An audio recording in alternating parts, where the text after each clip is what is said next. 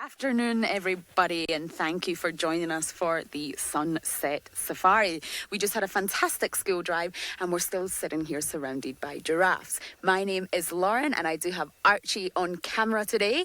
So, as usual, please do talk to us. Use the hashtag Safari Live on Twitter or on the YouTube chat and ask us your amazing questions. Don't make them too difficult. No, I'm only joking. And of course, leave your lovely comments. Now, I am utterly exhausted. I have been out all day. I think I'm frazzled and sunburned. I don't even want to think of what my face looks like right now. I was out in the morning on an amazing adventure and quickly rushed back to camp. I'm not going to lie to you all. I didn't have a shower. I could pretend and lie, but I'm not going to. I didn't have a shower. I had a raw pepper for lunch and some water, and we're back on the vehicle. Today has been an incredible day.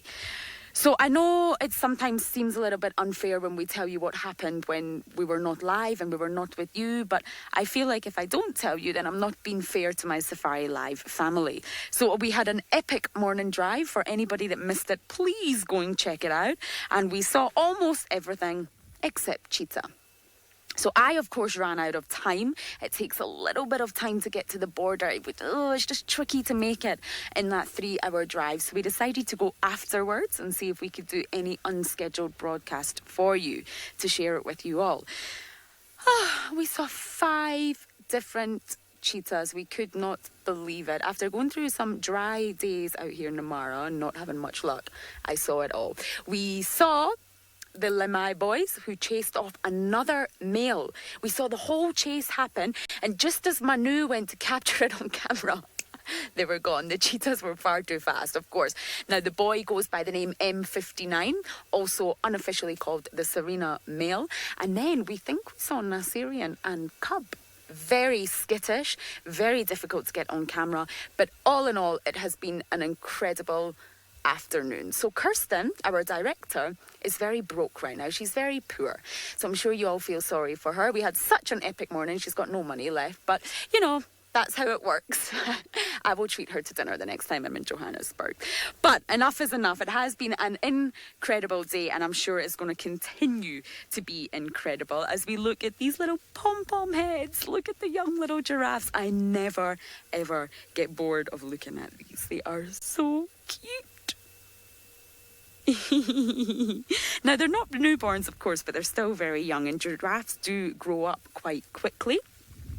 It doesn't take much time before they go from a normal newborn size to this size. And I think it was Carla is asking any purpose to the fluff.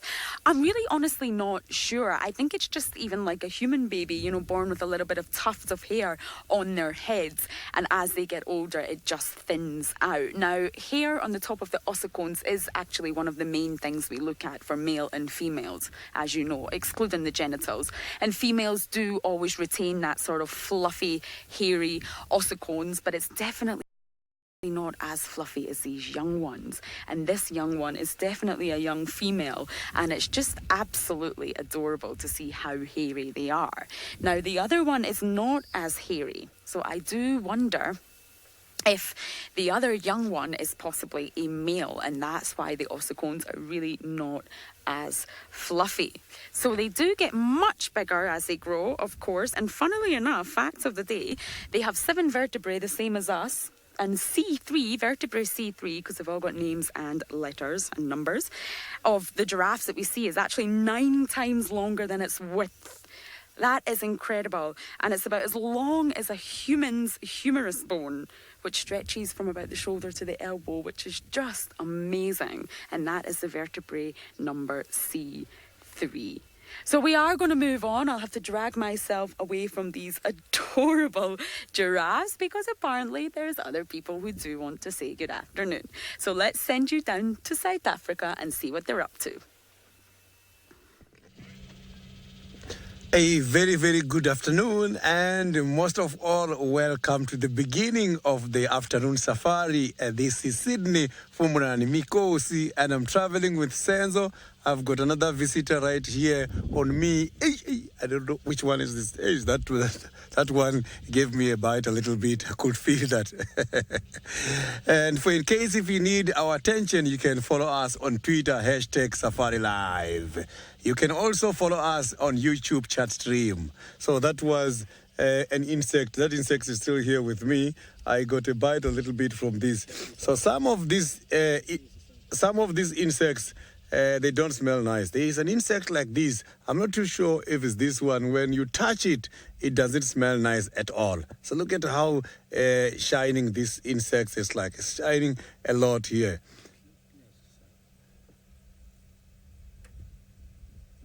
So at least now it's not biting me anymore. But earlier on, I did experience a bite here on my face. Normally, I don't want to disturb these insects. Okay, let me just take him off the vehicle, because sometimes if he falls in my car, he might get stuck and die. So it's better I release him back to the wild.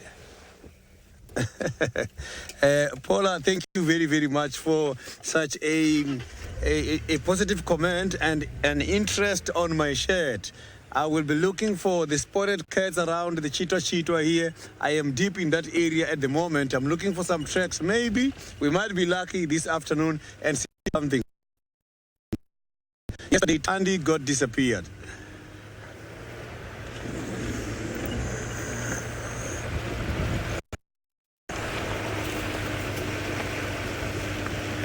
So I have not yet noticed any tracks from the cats. The only tracks I'm seeing here is for the farmers. It's in this area.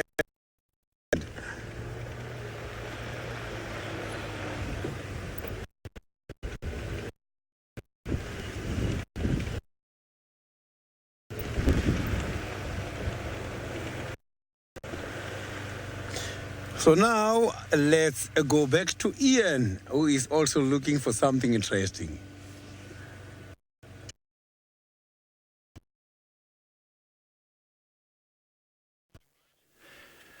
Well, I've just popped into the bush. We had our beautiful Duke of Djuma, Tingala, the male leopard, this morning. He was across the drainage line there. So we just popped in the bush to see if he was here this afternoon, but no sign of him just yet. My name is Ian, and on camera with me is Craig, the great Craigs. And we want to try and bring you as much beautiful animals as we can this afternoon. Let's just see what we can do. My favorite of the animals would be the birds. And in this area this morning as well, we also had a pair of African hawk eagles. And I would love to be able to find them for you again this afternoon. But we shall be just driving around in the northeast corner of Djuma and see what we can find. So far, we've had no luck. I haven't picked up on any more tracks of Tingala. So I would imagine that he's gone to sleep somewhere in this drainage line. We may have to wait a little bit until much later on, and hopefully some of the squirrels or the francolins might give us an idea if he starts to move around. In the meantime, I'm going to try and move myself back out of the bush here. We haven't found him yet, and let's see what else we can find. Maybe one or two spiders on our way out.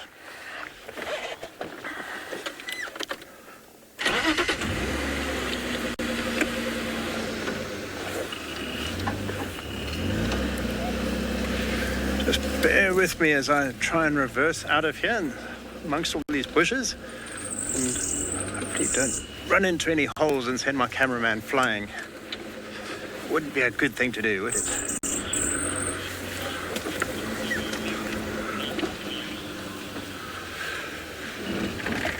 Oh, excuse me there, just stalled. Rosalind, how often do leopards reproduce? Well, they have their gestation period for a leopard is around about 90 days, 95 days. So they're pregnant for 3 months, and then their babies stay with them for about 12 months to 15 months. And it's during that period of time that she will go off and mate again. So you're probably going to be looking at around every 18 months or so, maybe a new litter of cubs coming along. Just bear with me whilst I just try and pick my way through the bush here.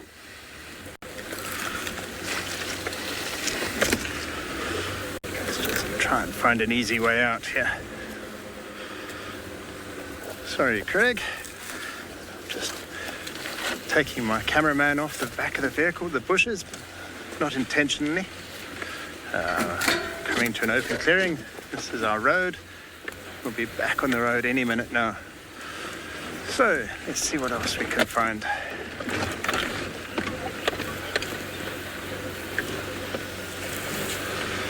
Right, well, we've managed to get back out on the road. We're going to carry on driving and looking and seeing what we can find, maybe pick up on some tracks. Meantime, we're going to go back to Lauren up in the Mara.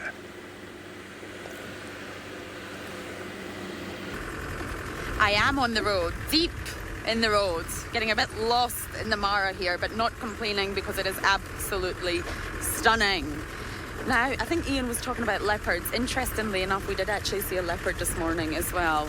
Way up a tree. It was a terrible visual. I only saw the leopard's bottom, but I think it was the Machafao.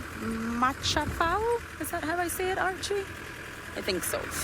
That was that leopard. So it was just one of those mornings where everything comes together, and many of you are interested in the cheetah sighting. And I do feel bad saying what we saw without you guys, but if I kept it to myself, it would make sense as part of the story. I want you to know. And we did try to record it all for you. So I will tell you what happened.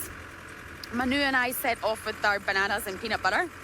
And we found this cheetah, M59, from the Cheetah Research. She said that's what it goes by. It's not really been given an official name, but I think unofficially they just call it the Savina male. So we can call it either one. And we just found it sitting on a termite mound, but we knew the Lemai boys were not too far away on a kill. Visually, the Lemai boys had spotted this M59 from very far, came out of nowhere and chased him off. I watched Manu's footage, bless. We didn't know that the Lemai boys were coming up behind. So Manu's filming the M59 and poof, God, we got such a fright. So we tried to record it for you all. 3 cheetahs chasing one another. I've never seen anything like it. It was incredible. And of course it was the Lemai boys chasing off this other one, this M59, and he ran. So we decided to go after him, because again, we wanted to show you him. I've never personally showed this cheetah before, and he looked very skinny. He looked like he needed a good meal. So we went, I felt like we'd left Kenya and we were in Tanzania, which we weren't, but we went very far, and that is where we came across a mother and a cub that I haven't ID'd yet. I will send to Elena and most likely James Richard for an ID, but it's on my camera, unfortunately. And they were very skittish, incredibly skittish, did not want to be around us, and they climbed up a rocky hill. So we went looking after M59 and we came across 2 other cheetahs. It was just incredible. Anyway, fantastic morning, and I'm so apologetic that we didn't get to capture it for you. Cheetahs are just too fast.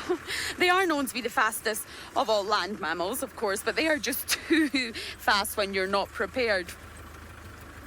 James is saying he still can't believe my luck. I know, and do you know what? I've been complaining for so long. Oh, I've not seen anything. I keep looking for cheetah and I can't find them.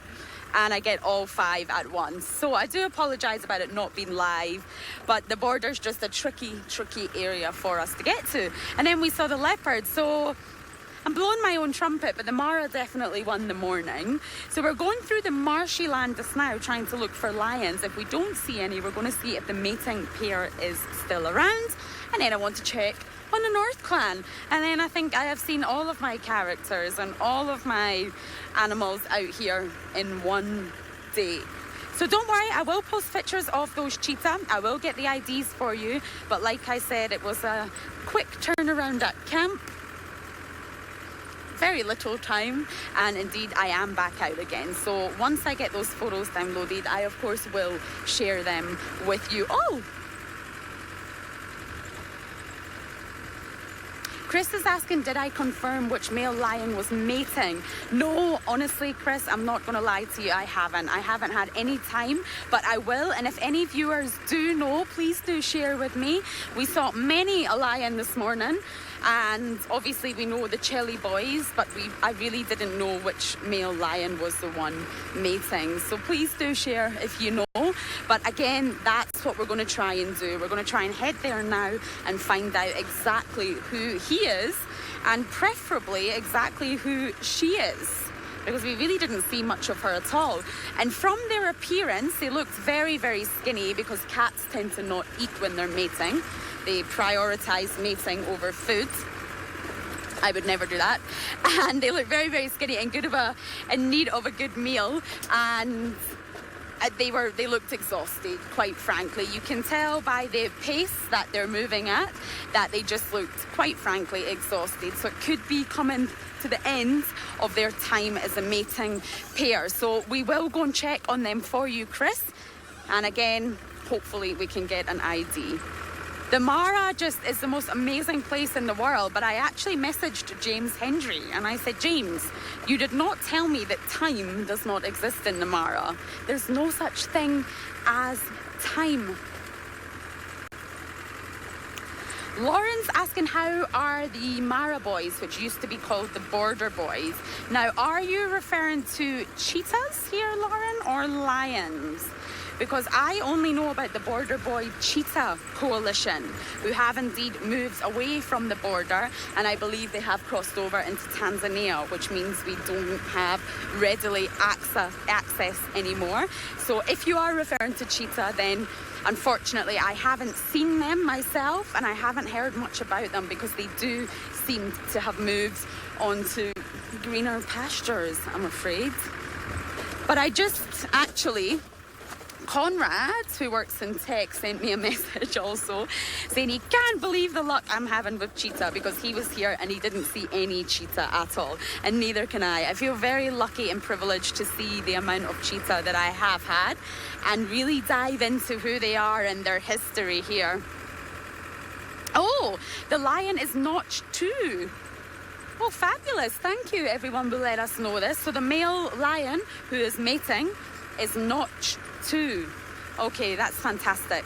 I did take lots of photos, and that was what my evening was going to consist of, IDing, but that helps me greatly. I might even have time to relax after all. Notch 2. Perfect. If anyone has any idea, no, I don't think we got a good view of the lioness face, actually. I can't remember now. But that's what I want to do. If it is Notch 2, let's go and find out who he is mating with and from which pride she is. It was in a tricky area, right next to the North Clan All's Hallows, so I'm really not sure exactly who she could be, to be honest. Normally when you find a lioness or you find a pride, just by gauging the territory approximately, you can roughly guess which pride they're from, but this lioness, I have no idea. So another encounter we had this morning. We saw two lioness right at the border, and they caught a warthog together cooperatively. They caught an adult warthog, and it was one of the most disturbing things I have ever seen. Now, I am well aware what happens in nature. I've been working in the field, on land and in the ocean for many, many years, even though I'm only 25. But it was very hard to watch. It was very, very difficult. They actually ripped the warthog in half, and it was still alive, and it was still trying to clamber to get away. It was being very vocal, and it was just a very, very tricky sighting to watch. And yeah, the lionesses ended up fighting over the warthog. One of them got injured, and one of them got the meal. So a lot happened at the border today, let me tell you. It was definitely worth going there and checking it out. Sometimes you'll go to the border and there will be just nothing at all, and you've made that huge journey for nothing. But today a lot happened, and it was sad. It was very, very sad to watch the warthog sighting. However, circle of life, Lauren, circle of life.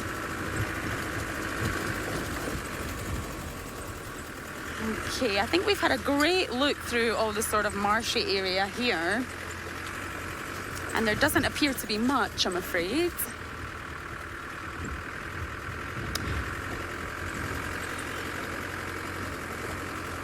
But you know, this is the type of areas where you do find lions. I do like coming here. The grass is getting so long, it's very quiet. It's away from your general stream of vehicles, and it's just...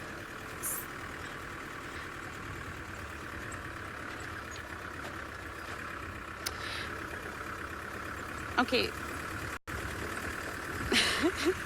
Murray's trying to pronounce something in my ear. It's hilarious. Maji Machafu. Yes, that's the leopard. That is the leopard that we saw. And it was up a tree. So we were going to try and again get it on a lovely unscheduled broadcast for you all. But honestly, we could just see its bottom. But yes, it was the Maji Machafu. And it was up a tree doing something that we could not see. So we saw her right at the end. So I've had not bad leopard luck up here as well. It's not just Juma that has the leopard. So yes, James, that was the leopard, not the cheetah. So I just need to confirm if the two cheetahs were Nasirian and Cup, which I'll let you all know. And as soon as I confirm that, I think we know everybody that we saw at the border today. It's the lions that were almost there that we need to figure out exactly who they are. But obviously it's notch 2 from the viewers, which is perfect. Thank you so much for everyone letting us know. So we're back on the road to the normal way that cows are supposed to go. And while we search for our mating pair, we're going to send you back down to Ian for an update. So we're just carrying on. We're trying to find Tingana. We have had no joy yet. I've been looking out for tracks on the roads, but there's nothing here. I'm sure he must still be lying down in the block here somewhere. We've almost completed a circle around this particular block. Hold on.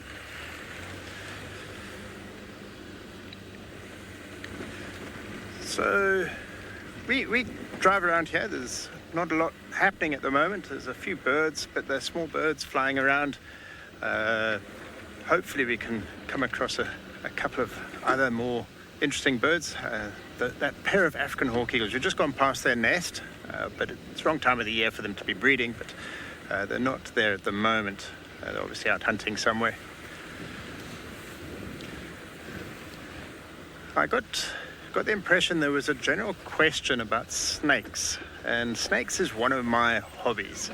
Let me just park up here just for a moment and talk to you, because snakes is something I've been involved with or doing since I was 5.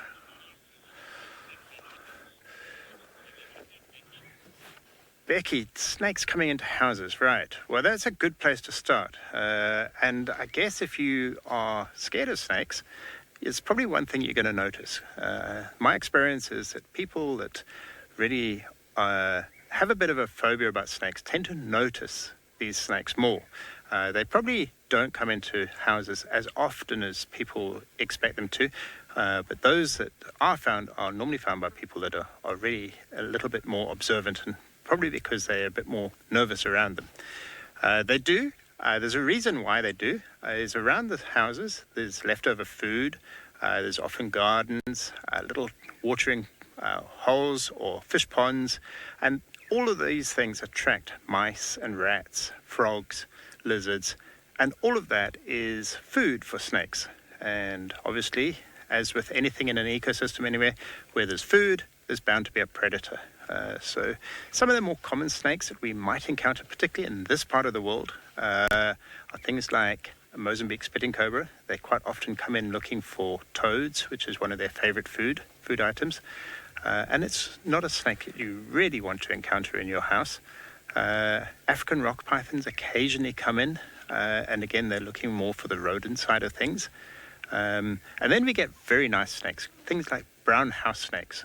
Brown house snake is a totally harmless constrictor, and in fact, he's a very useful snake to have around the house.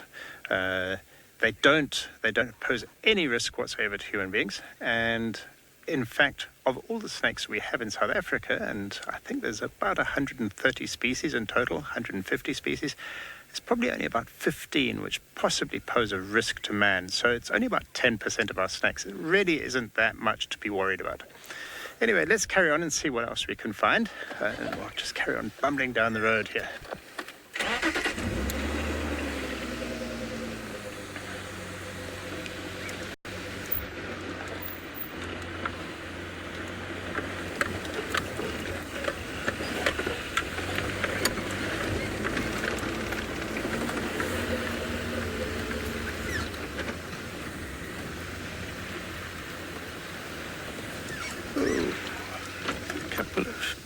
black-headed orioles.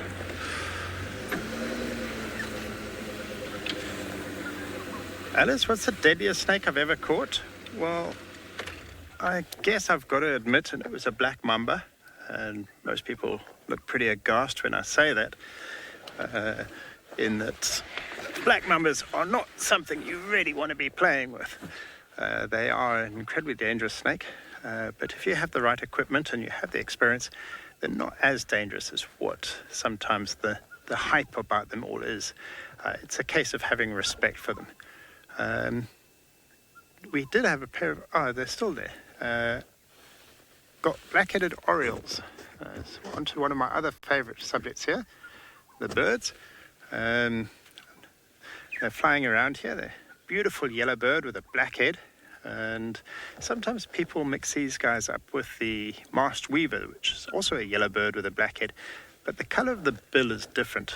And it's a much longer bill in this bird, and it's normally a sort of reddish color.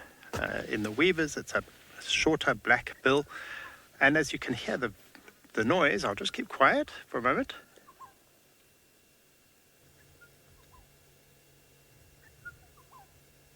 You hear that beautiful little bubbling sound. And these guys are very, very musical, and it's a beautiful sound to hear in the bush. You often hear it before you see them. Very different call to the masked weaver as well. So lots of different ways that you can avoid mixing them up.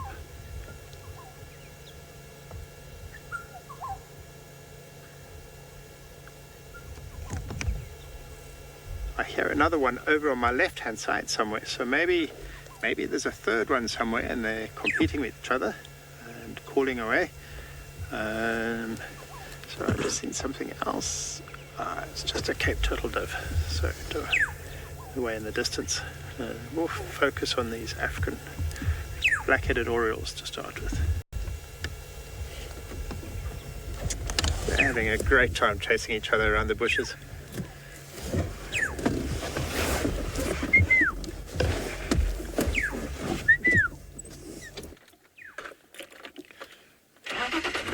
Let's carry on. Let's see what else we can find. I love them.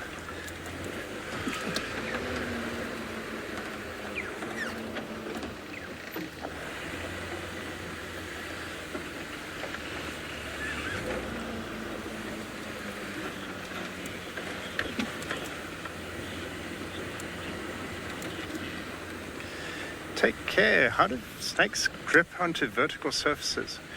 Well, they've got belly scales that go right across from one side to the other, and each of those is attached to a pair of ribs, so they can move along. It's almost like having a whole lot of legs in their body, but their body is one big muscle basically, and then these scales.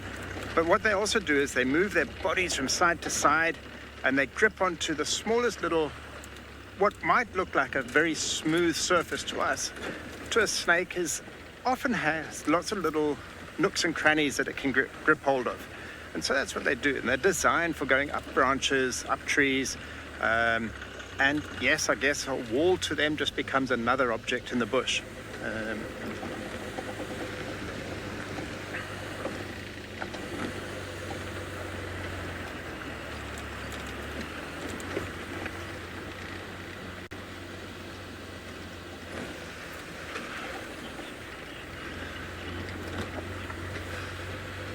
Right, well, I would have loved to have found you a snake whilst we were talking there as well, but we're going to head back and see if Sydney's got any update for us as well.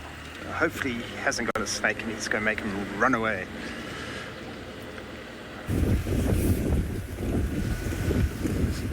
I can pick up a very distinctive smell, which is from the elephants, but I'm not seeing their tracks here at all.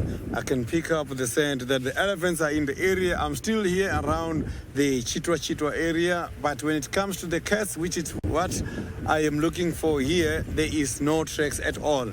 I am thinking about heading back to that side of Juma and see if maybe we can reallocate Tandy, as yesterday we saw her going to this side, but maybe she went back again to the Juma side.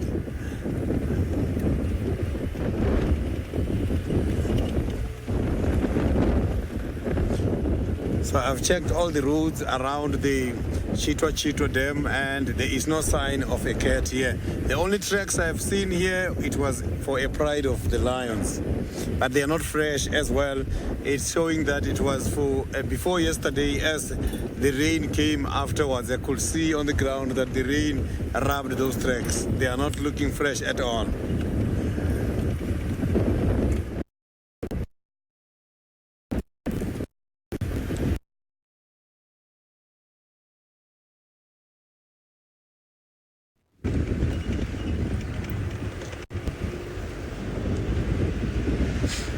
Now the elephant still, I can pick up the tracks. They have been the scent. They have been here. The scent is quite very fresh. So the problem is we are now very close to the border between here and the neighboring property, which is the Torchwood. So maybe they have gone to the Torchwood side.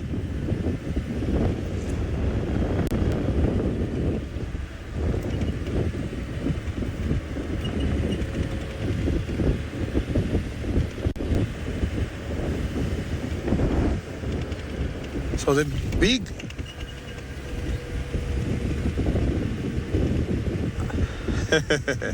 the black mamba is one of those beautiful and temperamental snakes. So that is one of those snakes I respect the most. I have never tried catching a black mamba. It can be a very dangerous exercise. With a snake catcher during the workshop, when doing the snake handling, I have done that. But here in the wild or at home, I have never tried the black mamba. So the black mambas can easily get agitated.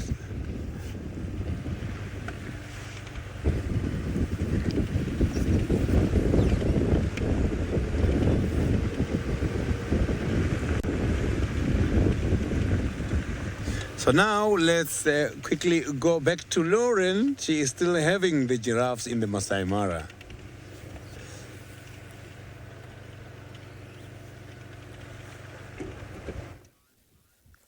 And look, what do we have here? We have Ostrich. On the way to see the lions, and of course, we come across Ostrich. Definitely cannot drive past them, that's for sure. The glorious sighting of Ostrich that it is, that you can only see like this here in the Mara. Now I'm just having a look through my binos because it's actually impossible to look at the screen because it is so bright here, and I can see one male with a collection of females. Now you can tell straight away, as you know, by the coloration, even although they are all bending down to feed at the moment. And of course, when they're actually feeding, they do intentionally swallow, I wouldn't say rocks, I would say possibly bits of gravel is a better description. They don't necessarily swallow whole rocks. And of course, this is to aid digestion for them, to help break down all the food that they do swallow. Little bits of grit in their stomach.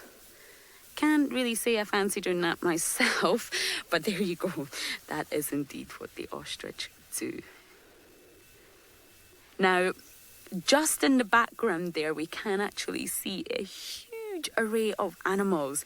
And let me tell you, something has happened over the past week where the Mara is just packed with so many different animals. It's just incredible at the minute. You really can't drive without any roadblocks happening or bumping into anything. It is just alive right now with so many different animals everywhere. It's a wonderful place to be right now. I feel very, very blessed.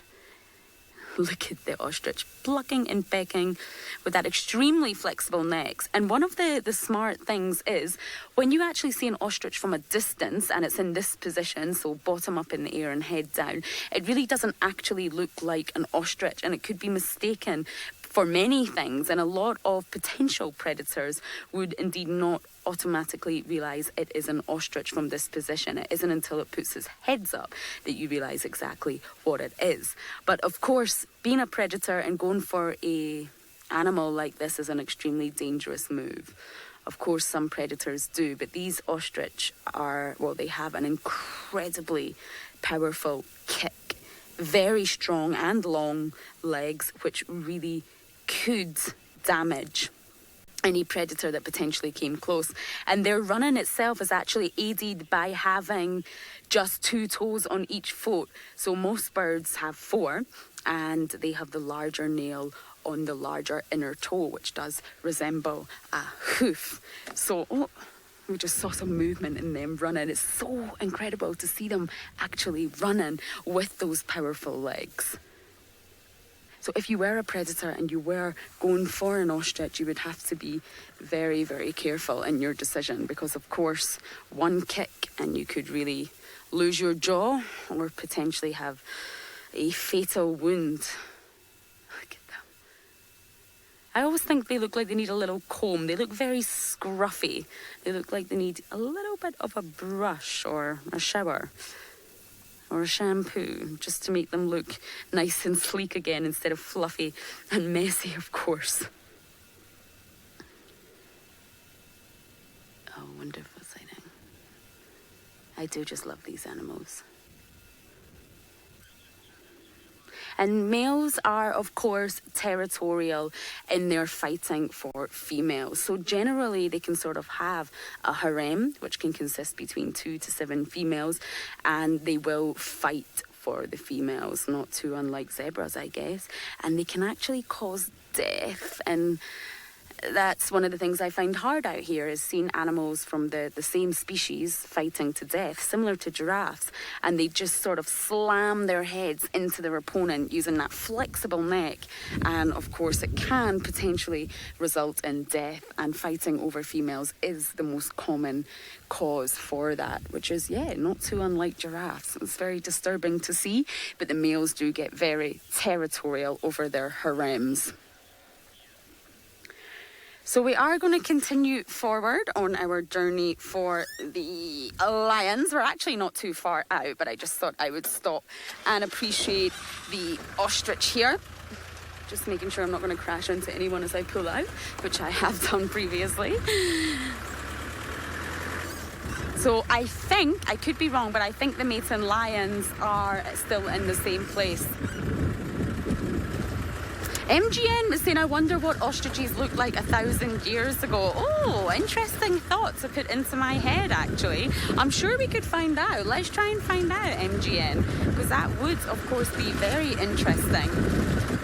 There's very few animals that have remained unchanged throughout evolution. And even, let's say sharks, their skeleton and their whole anatomy has almost remained completely unchanged for millions of years. But there's not many animals like that. Of course, they do evolve and adapt as time goes on. So, MGN, let's check this out together and see what they did look like. Fascinating. Okay, we're just going through a huge range of animals here. Zebra, impala, topi. Good afternoon, all. And yes, I think these lions are in the exact same place where I can see all the vehicles, which is perfect for us. Let's get a better look at who this female actually is.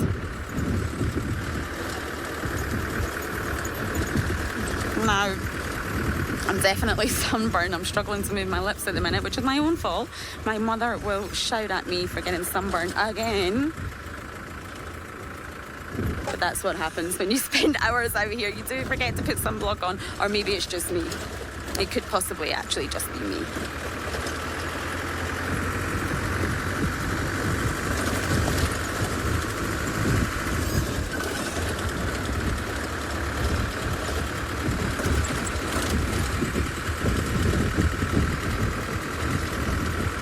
Oh, we have a question from Monique.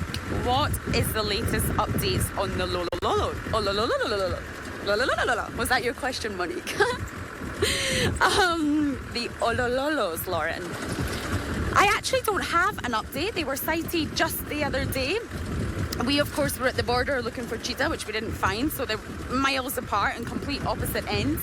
And they were feeding on a zebra, which they had killed quite close to our camp, actually. And I believe they are all absolutely fine, apart from the fact that they are missing cubs. Now, that's the only update I've heard. Now, of course, without seeing them yourself with your own eyes, you do have to take some updates just a little bit cautiously, because yeah, don't believe everything you hear, is what I'm trying to say. So I believe that everything is okay. They just are missing cubs. And I saw who I believe to be a river pride female this morning with 2 adorable cubs. So I think within that battle, the Olololos did lose their cubs. Now, we only witnessed 2 dead, but I do believe the 3rd one didn't make it either. So that is the only update that I have. It would be actually fantastic to see them and get a proper update for ourselves, wouldn't it? But I haven't heard anything in the past 2 days as to their whereabouts. Now, we've got a bit of a traffic jam up ahead. I can imagine everybody is here to see the lions, so you are going to have to bear with us, I'm afraid. It doesn't look like we can go anywhere. The joys of the Mara. Yes, I do think the lions are in here somewhere, but unfortunately we had 0 view and nowhere to go.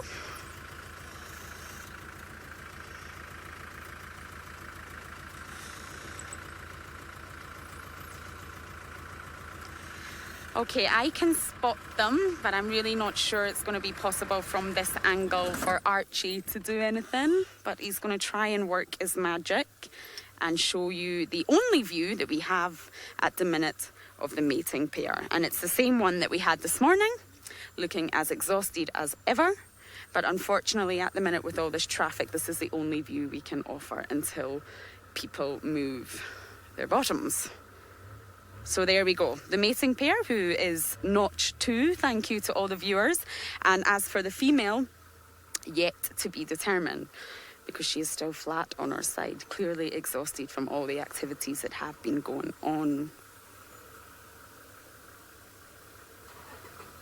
Now, in this heat, they're not very well covered in the shade. They obviously lose a lot of energy, and of course... Oh, hello, Mr. Notch 2.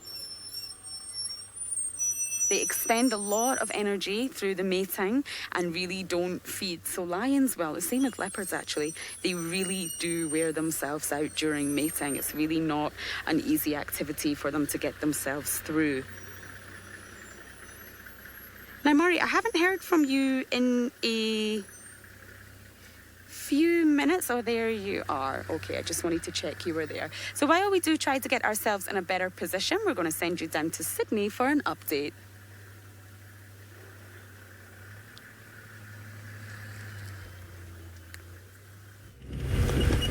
I am now right in the middle of the drainage line, the dry riverbed here, where I am looking for the spotted cats. It is nice and cool here.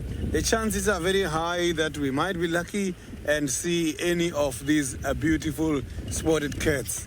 Maybe we'll be lucky with Kalamba here, as she likes this area a lot. I am now by the Muluwati dry riverbed.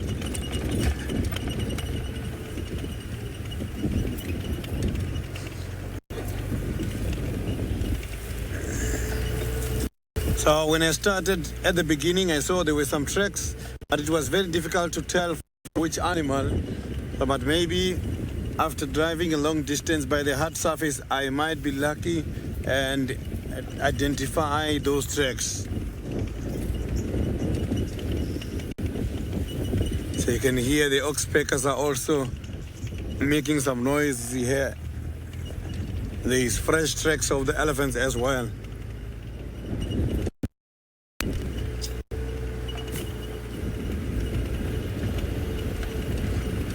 So the sun is very much hot during the day, and maybe now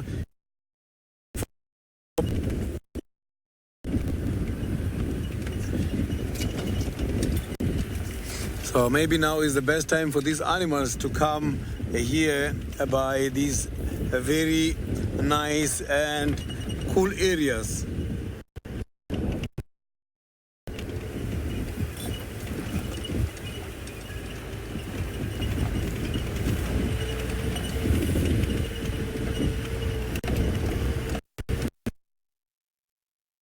There's no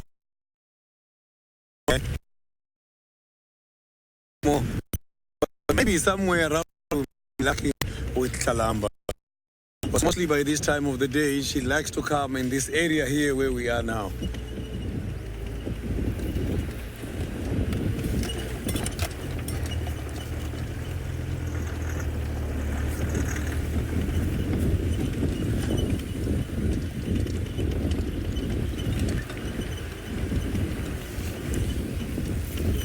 So I am going to carry on here with the extension of this dry riverbed. Maybe. So now let's go to Ian, who is driving.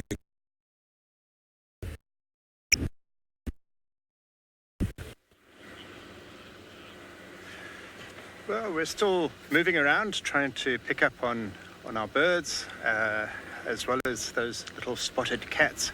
We haven't found anything yet. We haven't found any more tracks, no more signs. But we're slowly moving. We've come down one direction, now we're going back parallel in the opposite direction again. Never know what we're going to find. Let's just see. We'll just move forward along this way. I hope you don't look into the sun too much. And let's just see if there's anything on this particular road. I'm still hoping to find you one of those black mambas as he goes slithering across the road, but maybe that's asking a bit too much.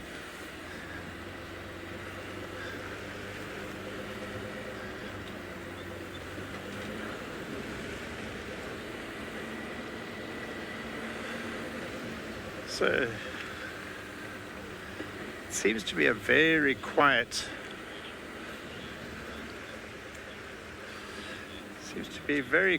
this afternoon, and not even any birds are calling at the moment. Sometimes that's also an indication that there's something happening in the area, but it's not always. I'd prefer to find something that was calling and giving us an alarm call.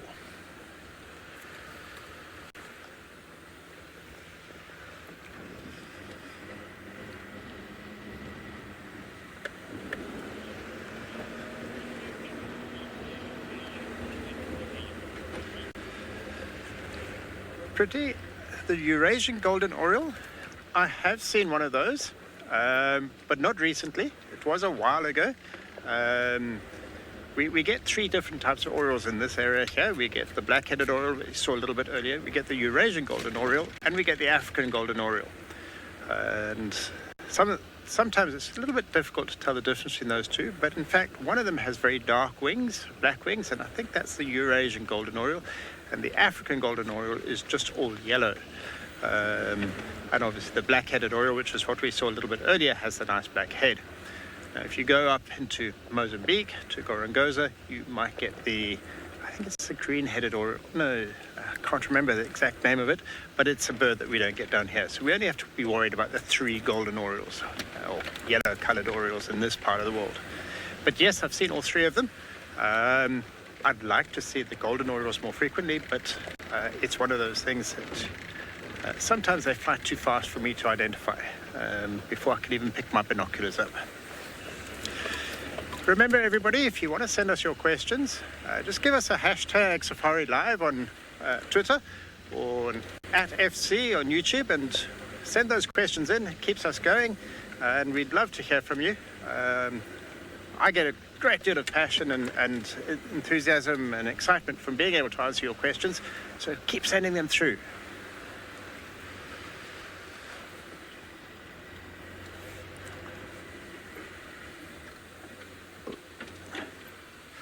We had a Cape glossy starling in the road just then, but he's taken off, and unfortunately he's right into the sun, which is not ideal for showing you what I wanted to talk to you about it.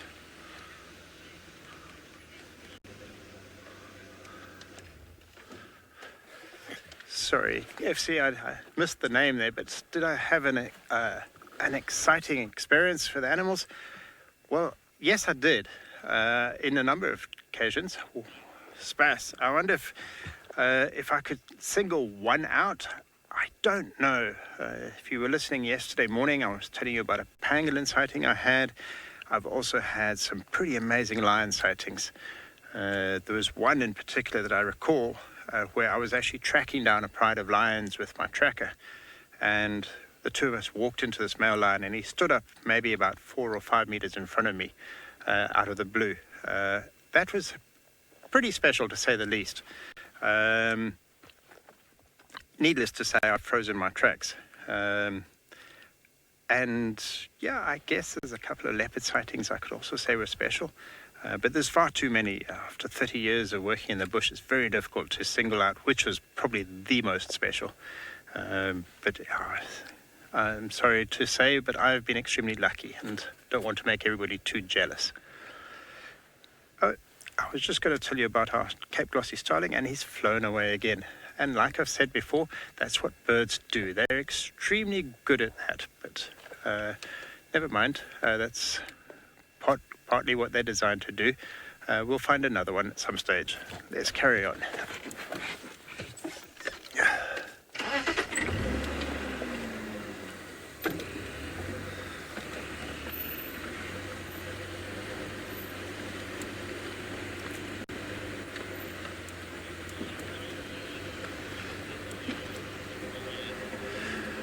Right, well, as we carry on going down the road here, we're trying to find things.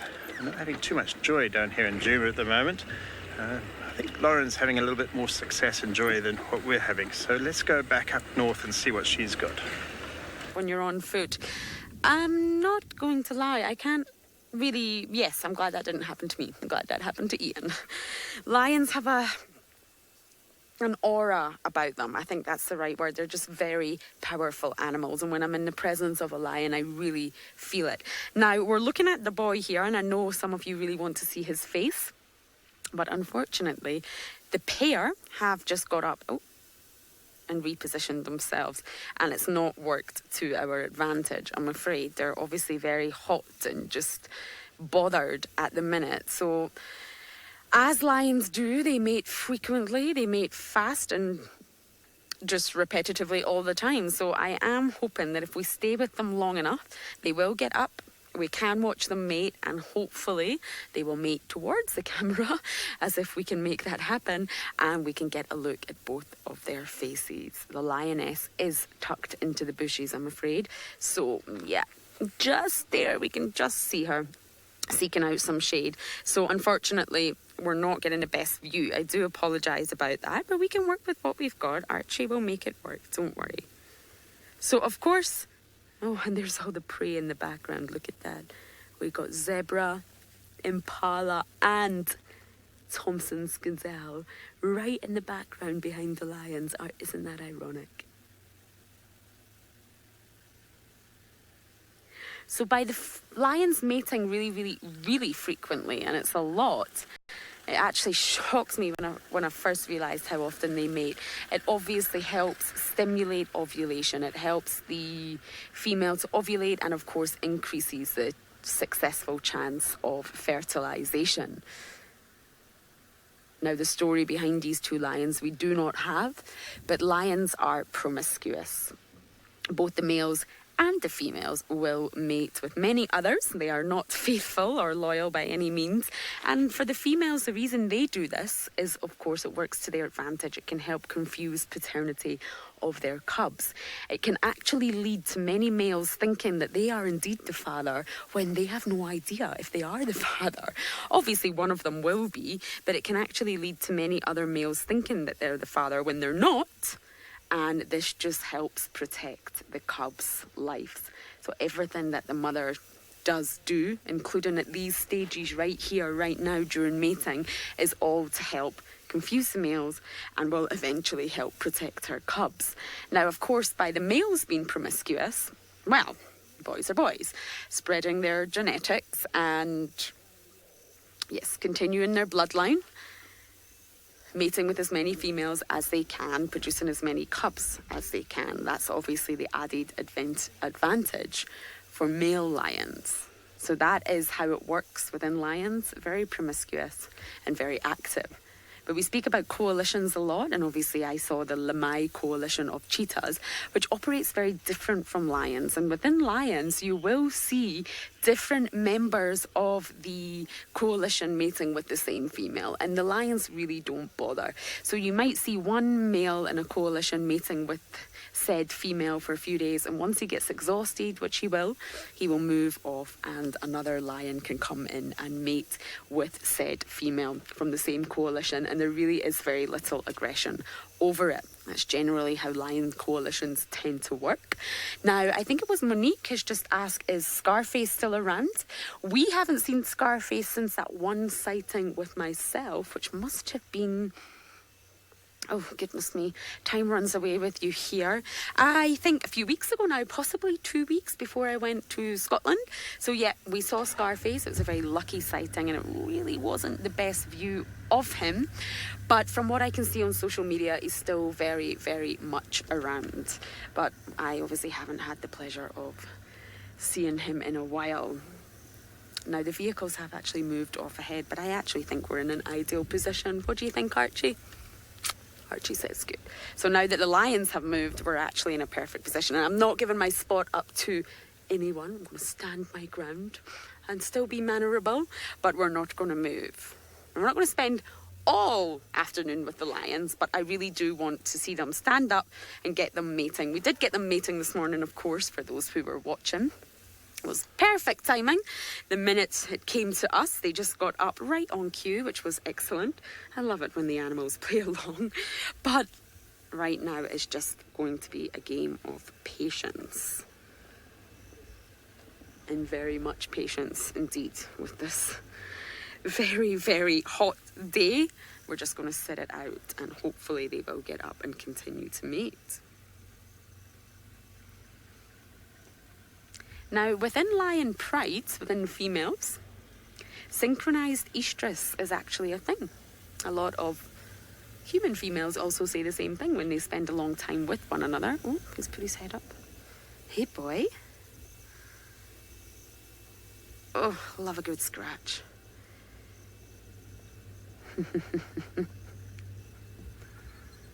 Okay, so we're getting a little glimpse of who is said to be Notch 2. But it's not the view I'm waiting for. Better than nothing, I won't complain.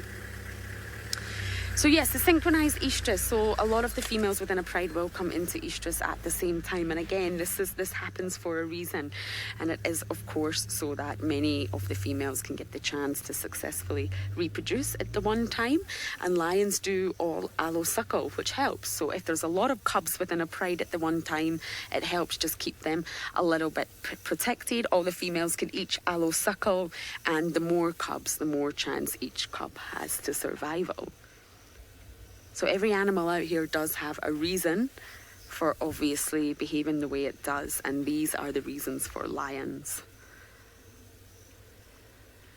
Oh, no, there we go. We are exhausted from all our love that we are spreading at the minute, and we've gone for a little nap.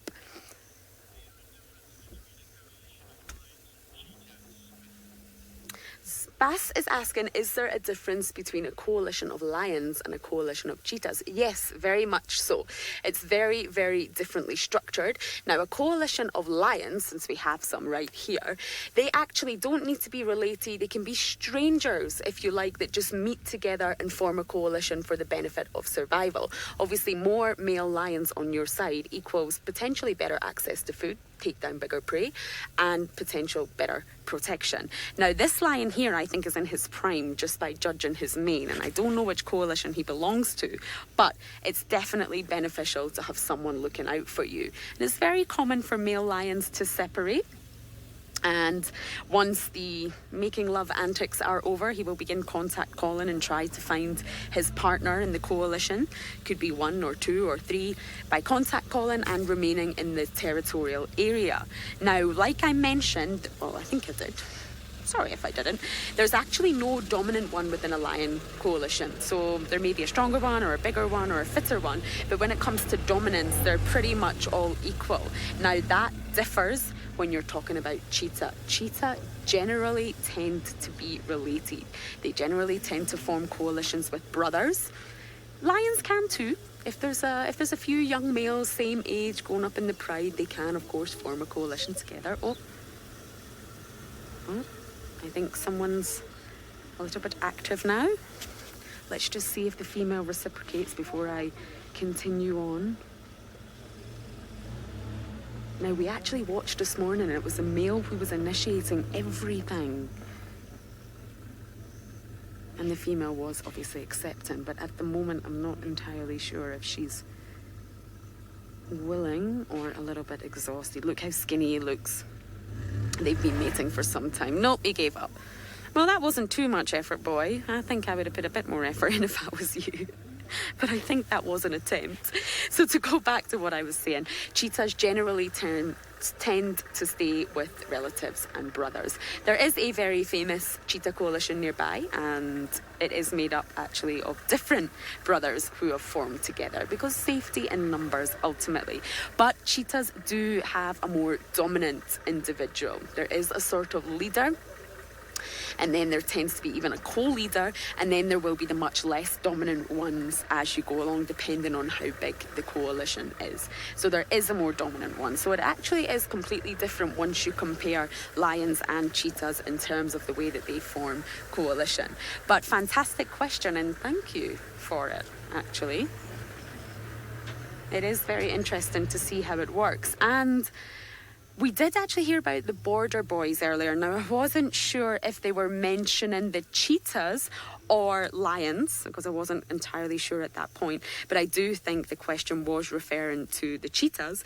And James Richard has kindly updated me that the Border Boy Coalition is now defunct. Now, I did hear that, but I didn't realise there's only one remaining male called Kisaru, who does have a damaged eye, and I have not had the pleasure of meeting. But I did know that the Border Boys did leave the territory of the border, and that's exactly why the Lamai Boys came in. So that's a perfect tie-in to the border question that we were asked earlier. So as soon as the lions move and we get some action here, you will be right back with us. But for now, they're flat. So let's go to Sydney and see what he's up to.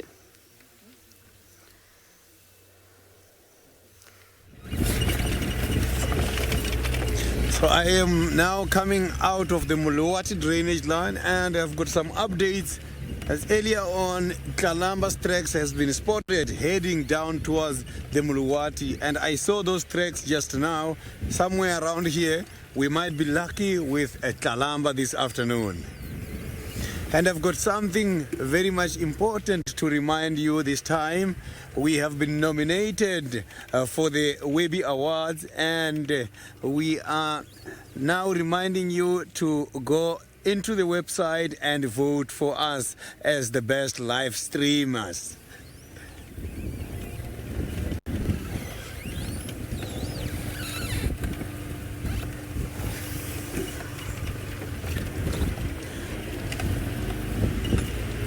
Yeah, so those tracks got disappeared somewhere before we got here, somewhere this side.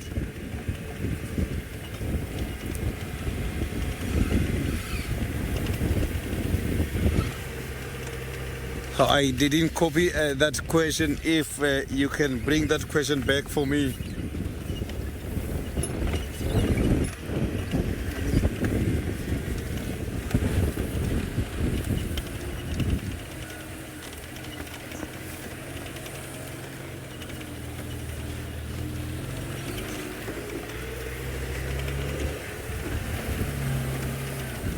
Yeah, there's no tracks coming out from the drainage line, so it means somewhere here by this part we might be lucky, maybe around the Viotella pan.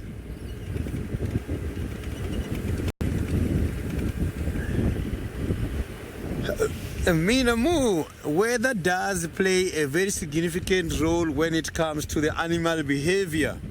The wind is one of those factors which play an important role when it comes to the predators. When they're hunting prey, can be able to pick up predators from the wind. And when it's raining as well, I can hear the francolins are making noise somewhere deep in here. Maybe that is where our luck is. So when it's raining as well, the weather also disturbs some hunting because the soil is very much soft, and when it's soft, predators when hunting, it becomes a challenge. But also for the animals when they are escaping danger from the predators. So if you can check, when the seasons are changing, sometimes they change, and animal behavior also changes according to the seasonal changes. During the dry season, you will see the animals, the behavior of the animals is different. Sometimes when there is little food available, animals, some of them, they become very aggressive when we are approaching them every time. So here is where I've picked up those francolins making noise just now.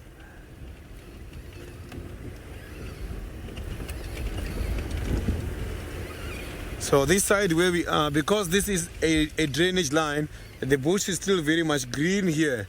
It's unlike the areas where we're coming from now.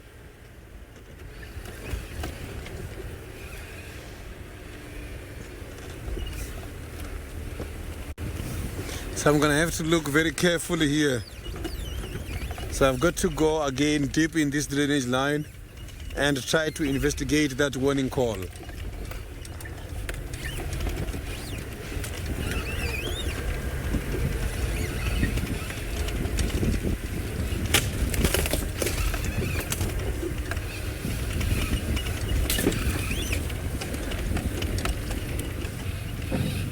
So from here I cannot see very well. I'm gonna have to go right deep in this drainage line. So this is that area where Hosana used to come and hide the prey up by the jackalberry tree. When I got here in Juma, my first month, every day Hosana was seen up in this tree. He was catching and hiding the meal on that tree.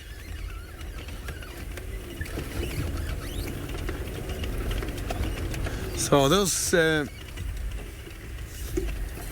francolins were making noises from here.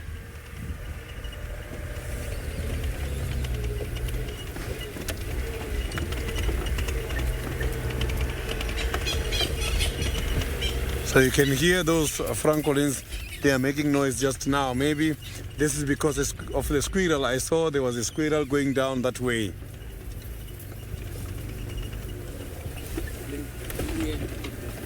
So now let's go back to Ian.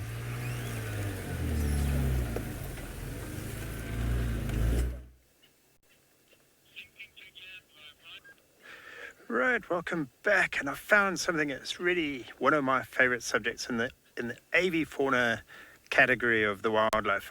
Oh, and he just flew away. Where did he go to? Did he fly far? I'm not sure. It was a Laveau's cuckoo. Cuckoos are he's still there. He's just a bit to the left. There he is. These guys just fascinate me. They brood parasites. Brood parasites means they lay their eggs in other birds' nest. So it's a pretty sneaky way. Oh, he's caught something. He's got a caterpillar. This is one of their favorite foods. They love eating hairy caterpillars. And you can see how he's just smacking it from side to side, probably trying to get rid of some of those hairs before he swallows it.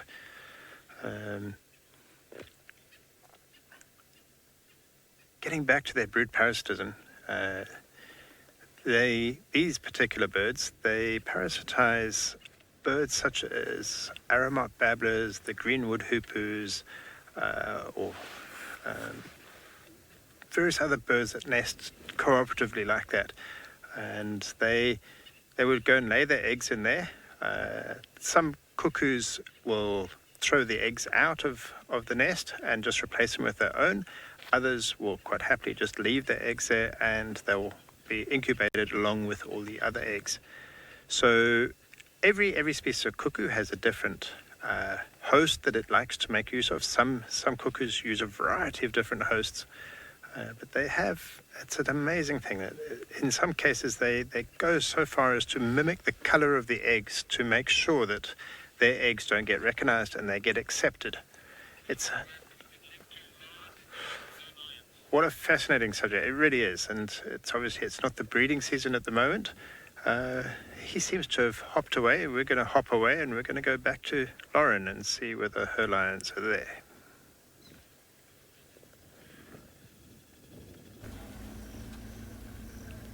So we did just miss some mating, I'm afraid. There was some action. Obviously it was over very quickly, as it is with lions. And they're back to being flat cats again, I'm afraid. However, the position has changed a little bit. I am wondering if we can... No, I think we're better staying in this position from now. And typically they are facing away. What an intense affair this is here. Now, generally, it is said, now, of course, just a rule of thumb, because things always change, that a pair can actually mate every 20 minutes. Can you believe that? Every 20 minutes, so 3 times an hour for 4 days and night. Now, a lot of textbooks will tell you that it lasts about 1 minute. I've read that on numerous papers and numerous textbooks and all sorts of resources. Let me tell you, it does not last 1 minute. I would maybe say 20 seconds, maybe 30 seconds at a push, but it's a very quick event. Definitely not 1 minute from what we are witnessing. Now, and of course, as I've mentioned, they just have such a low fertility rate, and that's a problem. These lions have got to battle against the fact that it's not very successful. One-off mating would really not result in success, probably less than 1%. They just have such a low fertility rate, and that is why they mate so often, to combat that and obviously to aim for success. But yet they are back to just cuddling, and they do look quite cosy there. I do think there is an element of affection. This is just a personal opinion. When you do see a mating pair together, they do seem to have a slight fondness for one another when they are going through the mating bout. But otherwise, lioness are very weary of male lions. They're very scared of them. Potato is asking, is it true females prefer black manes? I'm just having a look. There's a hyena coming in the background there, and I'm just... do you think we should move forward, Archie? Are we good?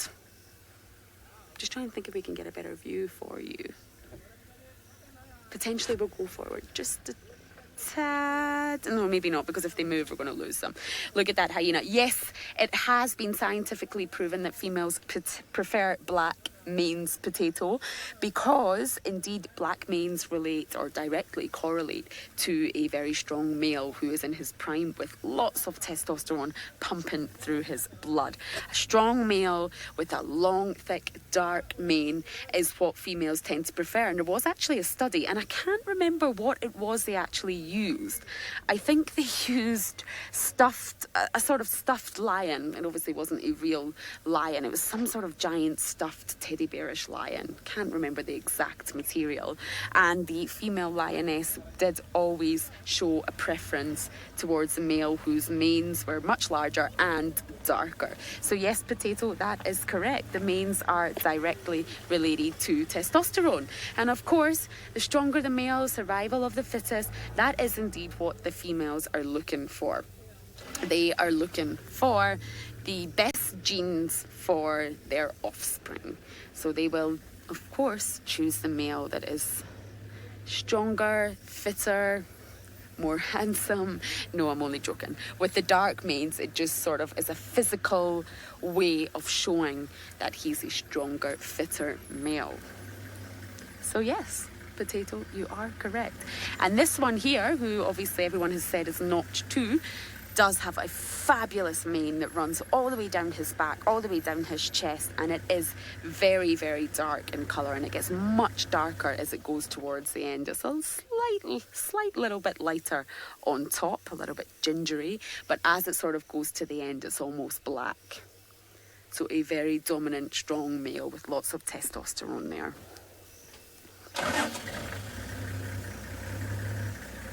Lots of things to do with male lions is linked to testosterone. during their sort of tenure years, or their prime years, between roughly 5 and 7, it is said to be when they go through this surge of testosterone running through their blood. And that is, of course, what makes them highly, highly aggressive, especially during pride takeovers. So when these lions come to take in a pride, they're almost overcome with testosterone. It's almost out of control. You could just imagine a human using steroids, that sort of effect, and that is where the aggression comes in. Now, would you believe it? We're all alone at this sighting at last. Patience does pay out here. I think there must have been about 7 cars in front of us at one point, and we're all alone at the sighting, which is definitely what I prefer. So need to keep a close eye on these, because also when you say every 20 minutes, I'm not entirely sure I believe that either. What I read is not always what I see. Definitely doesn't last as long as a minute. Maybe some lions do, but the ones I have seen do not. I do feel it's more frequent than 20 minutes. I would personally say every 15 minutes. I really want to get them mating for you, although we're not in the best position. It will be a shot from behind, which isn't ideal, but it's better than nothing to actually see them mate. Now, we're very close to the North Clan den. Is that a hyena? Yes, Archie's shown us a hyena. He read my mind. So once we see these lions in action, I am going to head to my home away from home and go and say hi to my North Clan, because it has been so long and I really don't know who is hanging around the den anymore. Now, this hyena is quite brave. It's obviously off in the distance, but hyenas and lions are just absolute enemies with one another. It's just hatred. And I know that sounds quite silly applying that to an animal in the animal kingdom, but when you actually spend time out here and you watch the interactions between these two animals, it's just absolute hatred between the two. They cannot stand the sight of one another. And this hyena clearly knows to keep its distance. It's not a wise move to approach a mating pair of lions who are in a fragile state of exhaustion. So smart move on the hyena's behalf, but we will be heading there shortly. It's actually getting a little bit cooler. Thank goodness. Never one to complain about the heat, but it has been a very hot day and the sun is starting to just sink a little bit lower. Not sunset time yet, but just marginally giving us a little bit of breath and a little bit of room to breathe, shall we say. Archie's just given us a beautiful view of the vast landscape ahead of us. So we are going to send you back down to South Africa, but keep a very close eye on the lions. As soon as they show any sign of starting afresh, you will be right back with us. So now I am going much more towards the tree house dam, and maybe that area is where we might be lucky with something, because there by the drainage line I've checked everywhere and there was no Kalamba there. But I'm just waiting to hear if there is any updates with regards to her whereabouts, as the other vehicles are also looking for her in the very same area.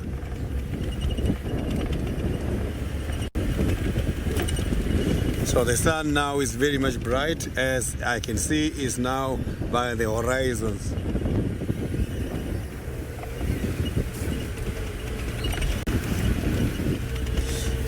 So the sun does affect tracking a lot. If you can check during the day when the sun is very bright, the tracks are not easy to identify.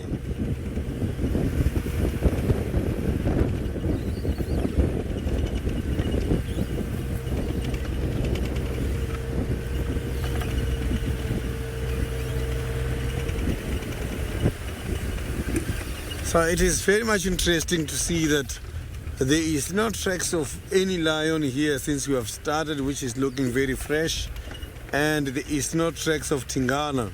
We only saw Kalamba's tracks by the drainage line.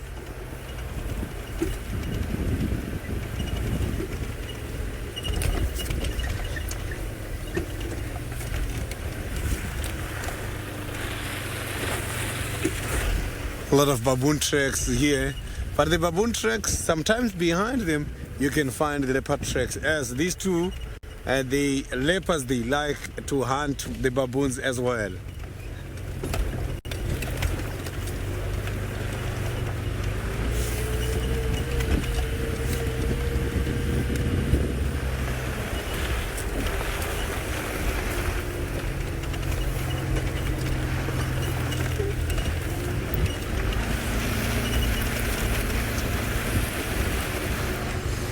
So here is that area where yesterday we managed to reallocate the Juma den. So we're gonna pass by the Juma den.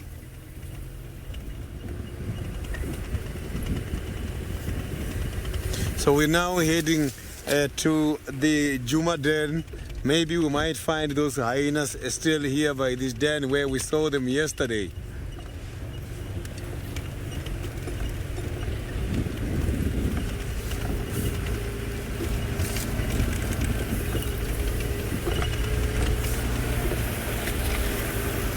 Yeah, I can see there's a lot of fresh tracks here on these hyenas.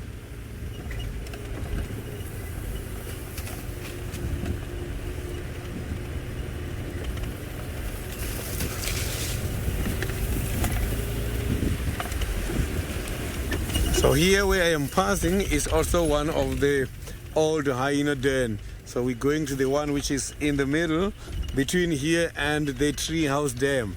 I can see the den from here, but I cannot see any activities yet.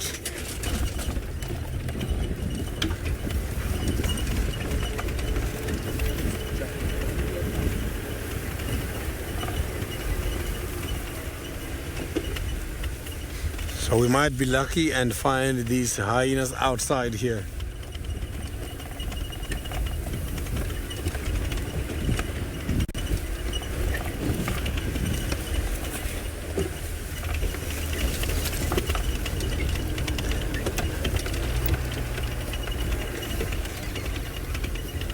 I'm not seeing any of these little ones outside here, but maybe somewhere here by these bushes we might see the old ones sleeping like yesterday.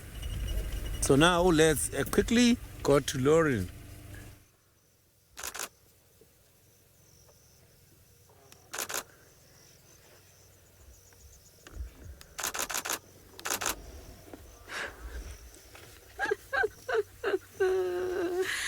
Okay, we didn't quite catch the moment, shall I say, but the pair have finished yet another round. I'm trying to put this in the most tasteful way.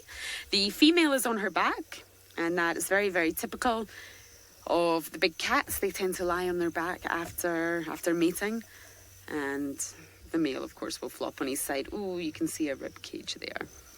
So again, facing away from us. We're not doing very well at catching the moment happening, but I can assure you it is happening in front of our eyes. And the poor pair, they just look exhausted. Of course, they have a biological innate drive to actually pursue and mate like this, but it's terribly exhausting for them. And I think Murray just mentioned that you maybe did catch it. I hope you did. We keep trying to time it and it just doesn't go right. We did catch it this morning though, with the same pair. So hopefully you managed to get a glimpse of the action. But compared to my experience with the nkuhumas and the avocados and their process of making little avocado chips, it was very aggressive between the two. The female was so aggressive during and after mating, and the males got very aggressive with the females too. It was a very, very strange thing to see for such a what humans classify as an intimate act, and then to just be very aggressive with one another. Whereas this pair here that we can see, there's absolutely no aggression, and I don't know if that is because they are at the end of their sort of period of time of mating together. That could possibly be the reason, and they are just flat out exhausted, or whether they've possibly mated before and they're just is no aggression between them, but it's drastically different from what I did witness with the nkuhumas and the avoca males. The female just looks absolutely beyond exhausted, and the males, it's really common in cats for them to try and grab the back of the female's neck with their teeth. And this is said to sort of try to help relax them, as extraction is painful. So the males know that they could be in for quite a ferocious paw slap to the face or a paw swipe. It could be painful. So they're trying to calm the female down, actually. They're aware that she might react. So they try to grab that back part of the neck with their teeth. And it is said to calm the females down, because obviously that's how a mother carries the cubs as well, using that part of the neck with her teeth. And that is said to be why the lions do it. Whether it works or not, I'm not sure. It also sort of keeps them in position, if you think. If you think of a lion holding a lioness by that nape of her neck, she's actually not really able to sort of turn around and swat him one with her paw, give him a slap on the face. So it's for many reasons that they do this. But from what I can see here, it's a half-hearted attempt with this male. He's not even grabbing her neck properly. And I think this is because he knows there's no aggression coming from this female. They've got to do what they've got to do, and that is mate. And looks like this pair is getting on with it, looking very skinny though. So I do hope that the mating is coming to an end soon, and that they can go their separate ways or jointly feast together, as it does look a bit worryingly skinny. But it is always nice to see mating cats, because you know that hopefully, if mating is successful, then it won't be long before cubs will be around. And cubs are, of course, a wonderful thing to see around here. Now, some females are said to go into false estrus. Now, we cannot tell from this situation that's happening right in front of us right now, of course. We have no idea what is happening with the female, but some females, especially if they have just lost cubs, can go into false estrus. So they do just mate with the males in order to distract them, keep them occupied. But if in an event of that happening, that will never be successful. That is just a technique of the female. If this is real mating, then hopefully there is a chance it could be successful. But of course, with the low fertility rate, that's not always guaranteed. Now we are getting to that time of night. Oh, I hate it when the show starts coming to an end. I always feel the pressure of time.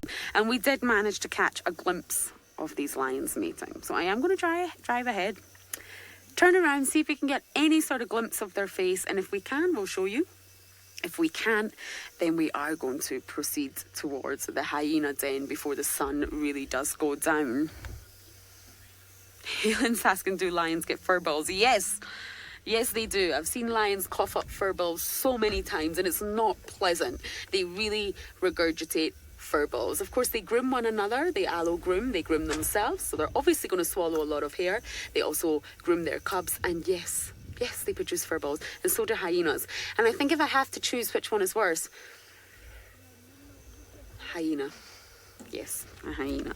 So we do have a bit of a roadblock in the form of another vehicle. So I'm going to have to navigate around this vehicle somehow to try to get to our hyena den. Now, I'm not sure how I'm actually going to get round. Can you be lovely and please move? Or not? There we go. There we go.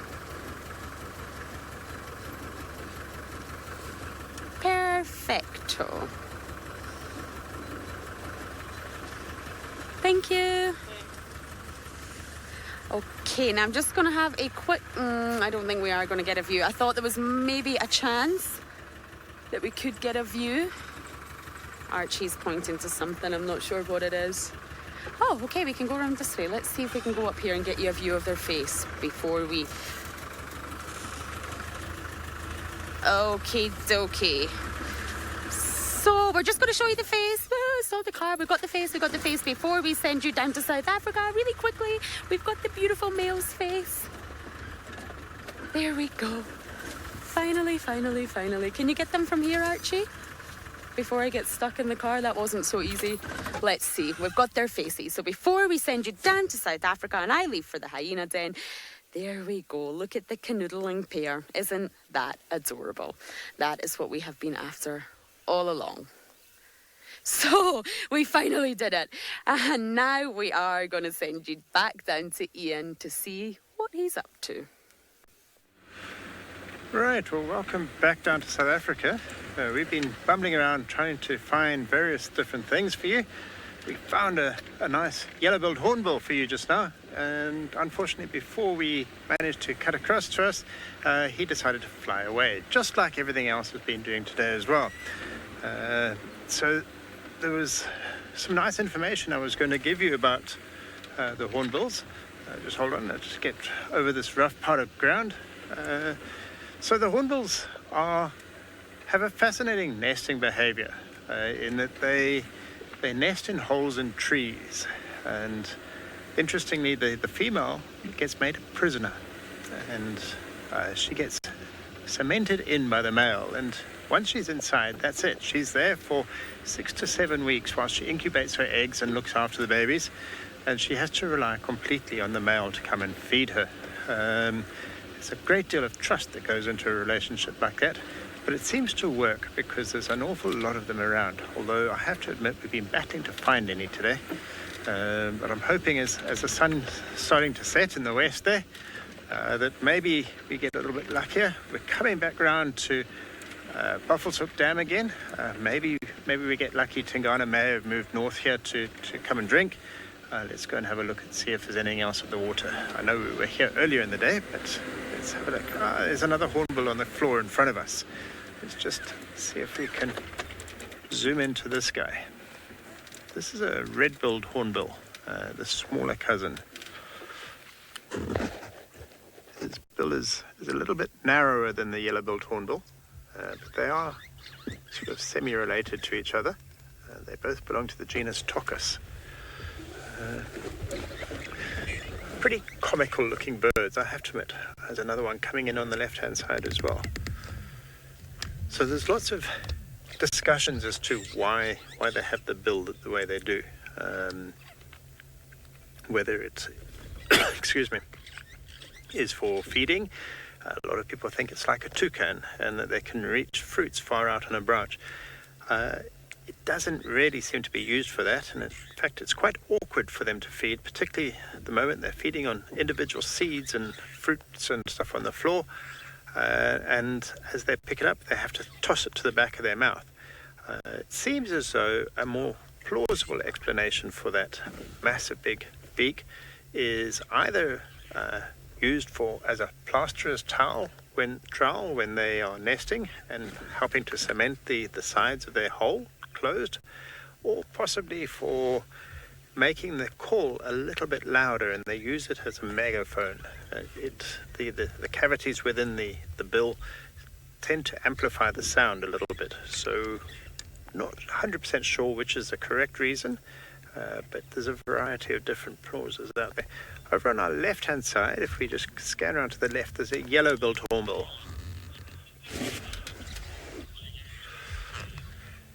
Kaylin, they use any trees really. They prefer, depends on where you are in South Africa. Where I come from, we get a lot of mapani trees, and they have a lot of natural cavities. Also marulas, occasionally knobthorns, but anything that has a natural cavity in it. They don't chisel out a hole like a woodpecker or a barbet or something like that. They need to find somewhere maybe where a branch is broken off and it's gone rotten and there's a natural cavity inside. They generally nest from about 3 meters above the ground, ending up to maybe 15 meters above the ground. So again, there's no real preference for that. In fact, I've even come across one nest that was only about a meter off the ground. This little guy's coming waddling down the road towards us. Wonder what he thinks he's thinking. Maybe he's just coming to say hello. Or maybe this is Winston's church bill that I came across this morning. Such comical looking birds. Yeah, that's how I found out from Senzo this morning. Winston Churchbill. What a good name. He looks down his nose at this. He's a philosopher or a lecturer at university. He's looking at you over his glasses almost. I love him. There's another one that's coming to land ahead of us. They're all over the place all of a sudden. I've been driving around looking for them, but maybe it's because we're close to the water and there's a bit more food source here.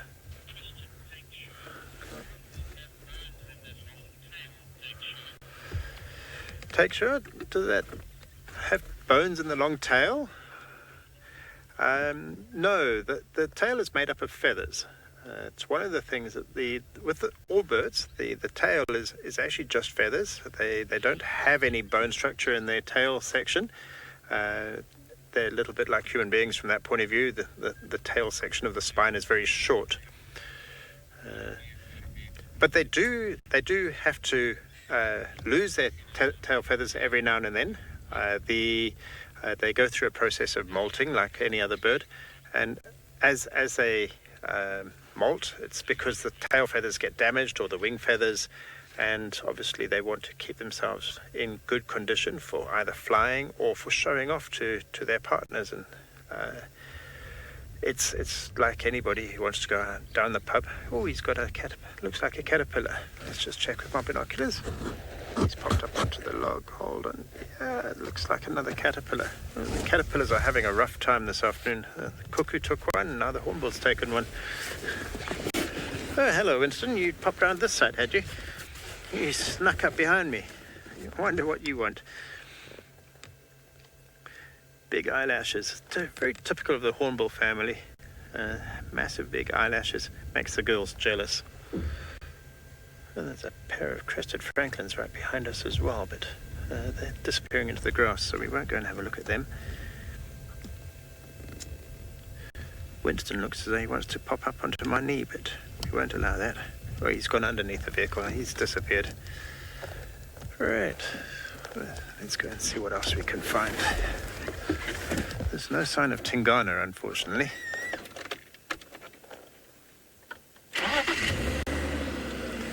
Right, Winston, I hope you've come out from underneath the vehicle. I don't want to drive over the top of you.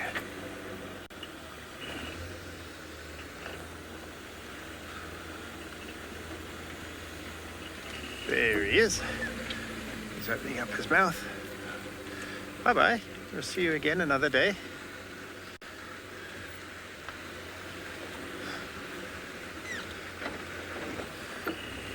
Let's carry on down this road.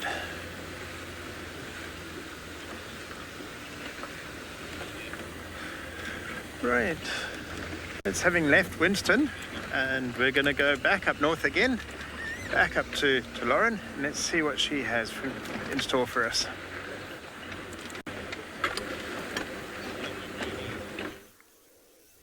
So we are here at the All's Hallow Den, the one that used to be absolutely jam-packed with hyenas.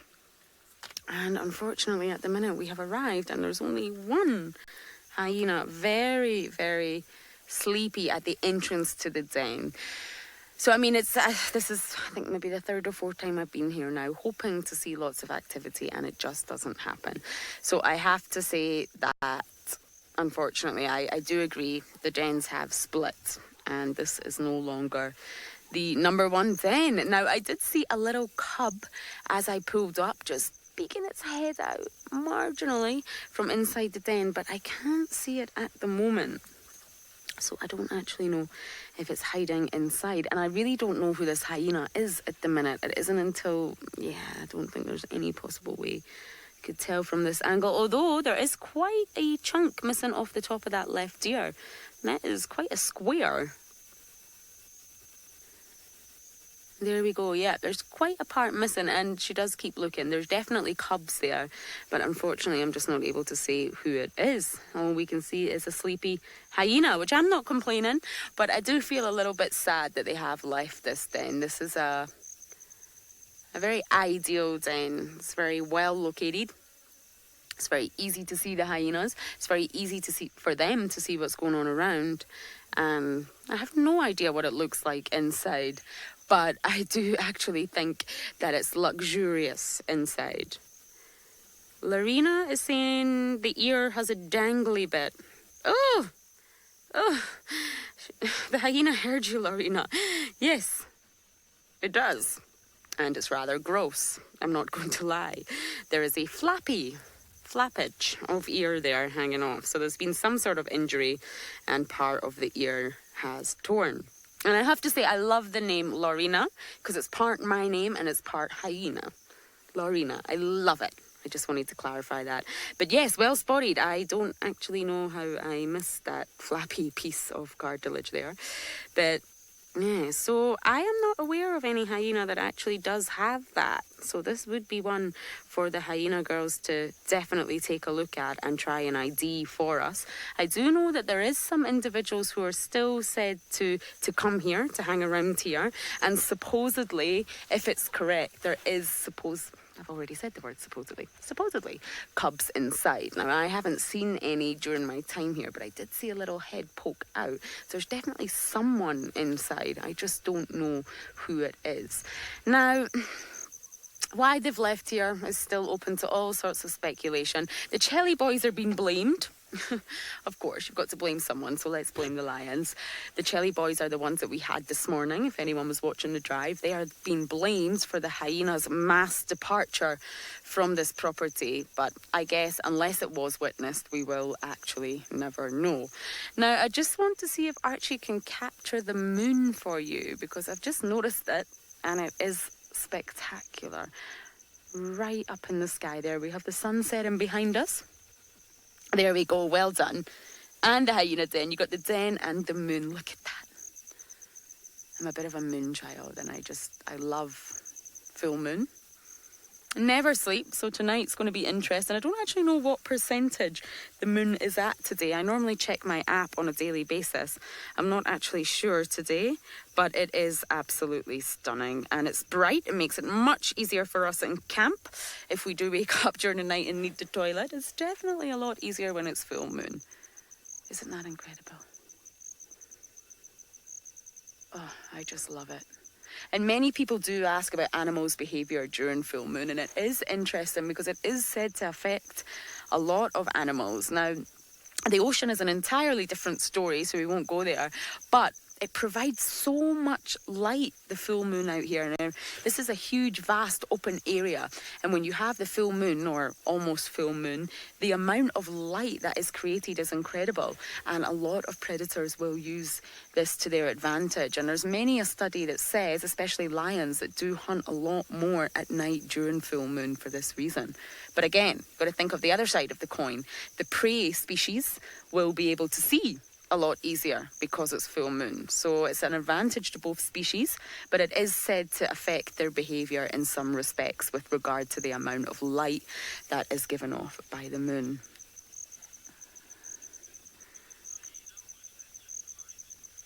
Goo is asking a question that's just gone through my mind. You have actually just read my mind.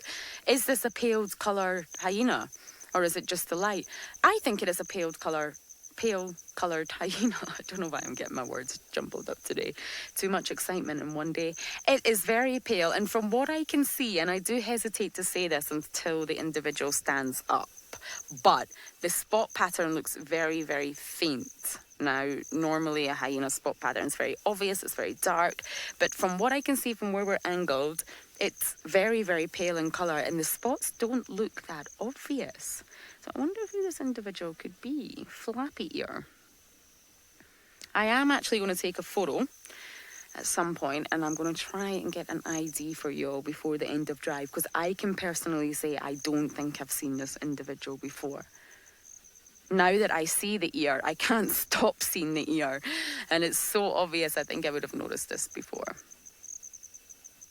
Now she keeps looking round, so there's a potential that she is a mother and she is looking at the cubs, or that she is just hearing the cubs moving about inside and having a little look. Taylor saying, do hyenas get fur balls? Yes, they do. They do, and I've seen them regurgitate them, and it's not pleasant. It's really not nice. But I think, it is pretty safe to say. Who are you, girl? Please don't think I'm rude, but I am going to take a photo, and it's purely for ID purposes. Just want to get this flappy ear. But yes, I think any animal that does groom using its tongue and does have a hairy coat, I think it is safe to say that they, well, my dog definitely doesn't get fur balls. She's a short-haired beagle. But hyenas definitely do, and I've seen Waffles regurgitate one. Although in saying that, it could also come not just from grooming, it could be from when they eat the animals. Hyenas are famous for eating all parts of the animals. Bones, we all know they crush bones. Look at that face. Looks like butter wouldn't melt. Yeah, we all know they eat through bone. They're incredibly famous for that. But they're also even known to eat hooves and horns, or parts of horns, and regurgitate it later. So the fur balls could come from grooming, or it could come from what they're eating. So while I try and figure out exactly who this lovely individual is, let's send you back down to Ian.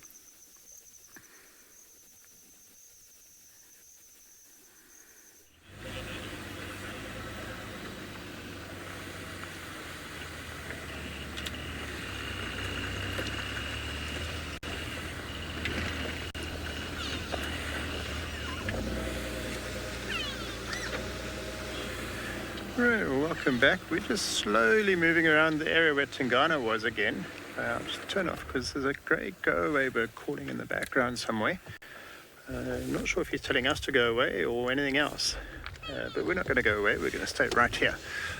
And we've moved on from our yellow-billed hornbills earlier, and we moved on from our cuckoos.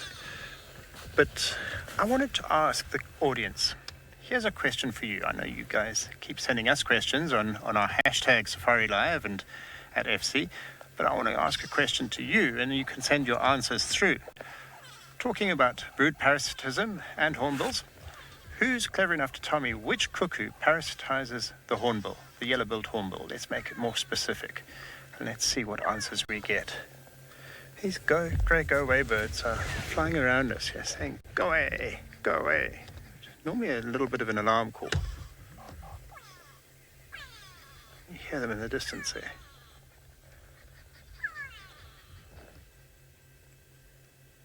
Just makes me wonder whether Tingana's not moving through the bush here somewhere.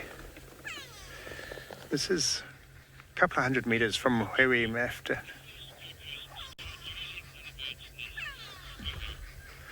Gee, when did the cuckoos first start using other birds' nests? Well, it's almost like the chicken and the egg question, isn't it? It's difficult to know. I don't know the answer specifically, and I don't know what stimulated it in the first place, but it's all to do with evolution. And it will come back to the fact of, let's try and avoid competition. Let's see how we can make our life a little bit easier than others. What is fascinating, there's actually some specific cuckoos, sorry, they're not cuckoos, they're indigo birds. And the indigo birds parasitize certain firefinches, and they're very, very host specific. What's quite fascinating about it is that inside the firefinch chick's mouth is a series of little black dots. And the indigo birds needed to be able to evolve and copy that exactly, otherwise they never got fed by the adult. Now, I want somebody to be able to answer for me. Which one got the black dots first? Was it the indigo birds or the firefinches? I don't know the answer, but it does pose a various question: is how did evolution create that? Fascinating world of birds, it really is. I'm just going to move on a little bit because these go-away birds have moved on a little bit. We'll just go around the corner and see if there's anything we can find.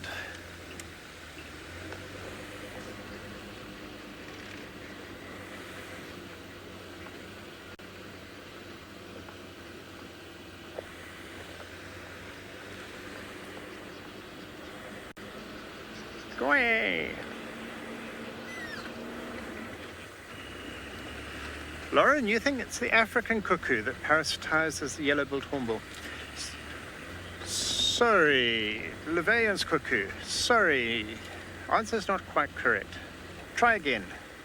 Keep sending your answers in.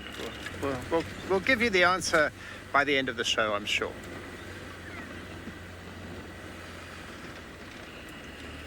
Go away. And I'm not talking to the audience here. I'm just talking back to the birds, so don't think I'm being rude to all our viewers. I just like saying, go away. It's copying the go-away bird.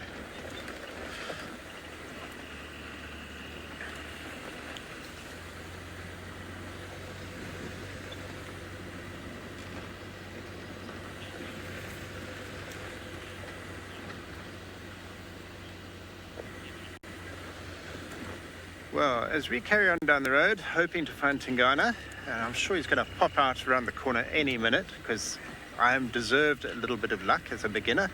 But in the meantime, we're going to go back to Lauren before her sunset really disappears. So we showed you the moon, and now we have the glorious amber light of the sunset. Let's just take a moment to appreciate this.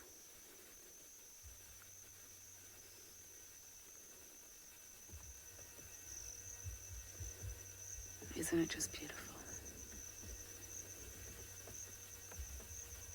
I say this every time, but it takes my breath away every time. And we've got some crown cranes actually there, just feeding away as they do, just on the bottom. It's just the most perfect landscape view of the sun just settling behind the hills there. I love this time of night. I look to my left, I can see the sunset, and I look to my right and I can see the moon and a hyena. What could possibly be better? I will be heading on leave soon, and I have to say I'm going to miss the Mara sunsets terribly. There's nothing like it. It just casts a golden orange glow across the whole landscape. It's incredible. And no matter what type of day you've had out there, people, a day can always end beautifully with the sunset. There's my cheesy quote of the day. And it is the sunset safari.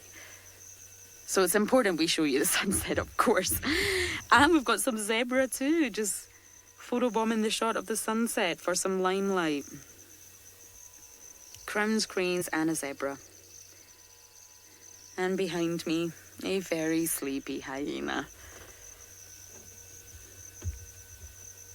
Everyone is enjoying this moment, and I'm glad to hear it.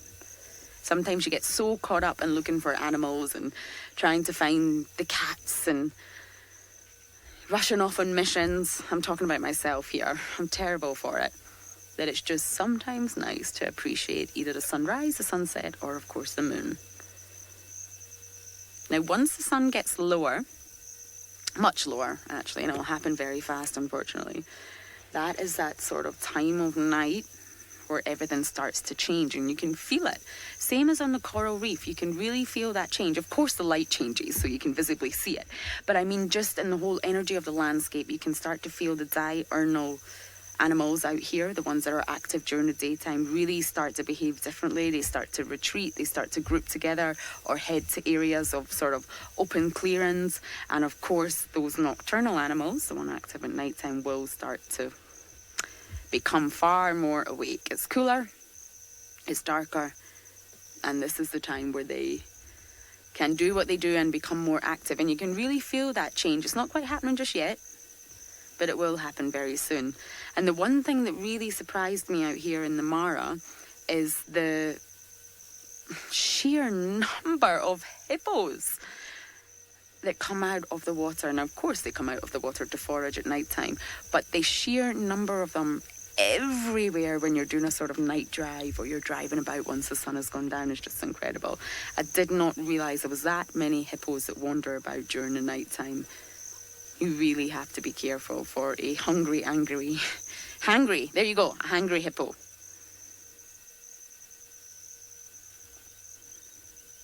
Get the zebra just wandering off there.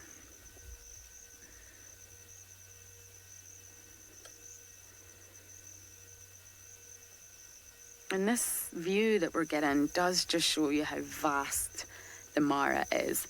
I think I've got to know the Mara quite intimately, and I hope I've managed to share it all with you. Obviously, Juma's very small. It's very easy to get to know quickly. The Mara's a lot more difficult.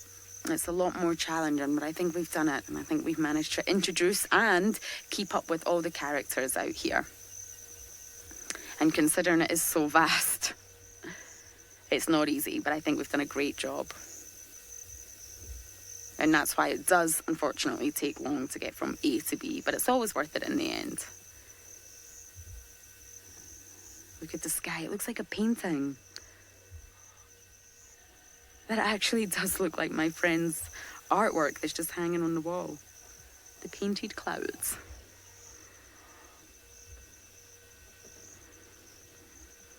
Fantastic. Now, going back to reality, our hyena is really not doing much. Still haven't figured out who it is just yet. Although I have asked the hyena girls for some help. Sometimes you need a little bit of help. And really, there's not much happening at this den. So I do think Waffles and Co have moved on. Oh, I've just found out who it was. It's Sour. Hi, this is the first time I'm meeting Sour. Hello. Ladies and gentlemen, meet Sour. And I did not just work that out. I did get a message on my phone from the hyena team. Perfect. I don't think I've ever met Sour, and that is correct. She does have very pale markings. I do think I have an ID on my phone. Now, I did just get a question, I think, from Laura. Please correct me if I'm wrong, Maury, about hyenas digesting plastic. Now, this is a very interesting topic of debate because, of course, hyenas have an incredibly strong immune system and digestive system. So the acid in their stomach is incredibly low pH, which means highly acidic, which means they can almost blitz anything in their stomach, shall we say, pathogens, bacteria. It's been studied a lot in science, and it's just very, very low on that pH scale, more so than humans. But plastic, that is a very interesting question because I don't think it's been studied extensively enough for me to say. They could probably pass plastic, so it would come out the other end. Doesn't sound very pleasant.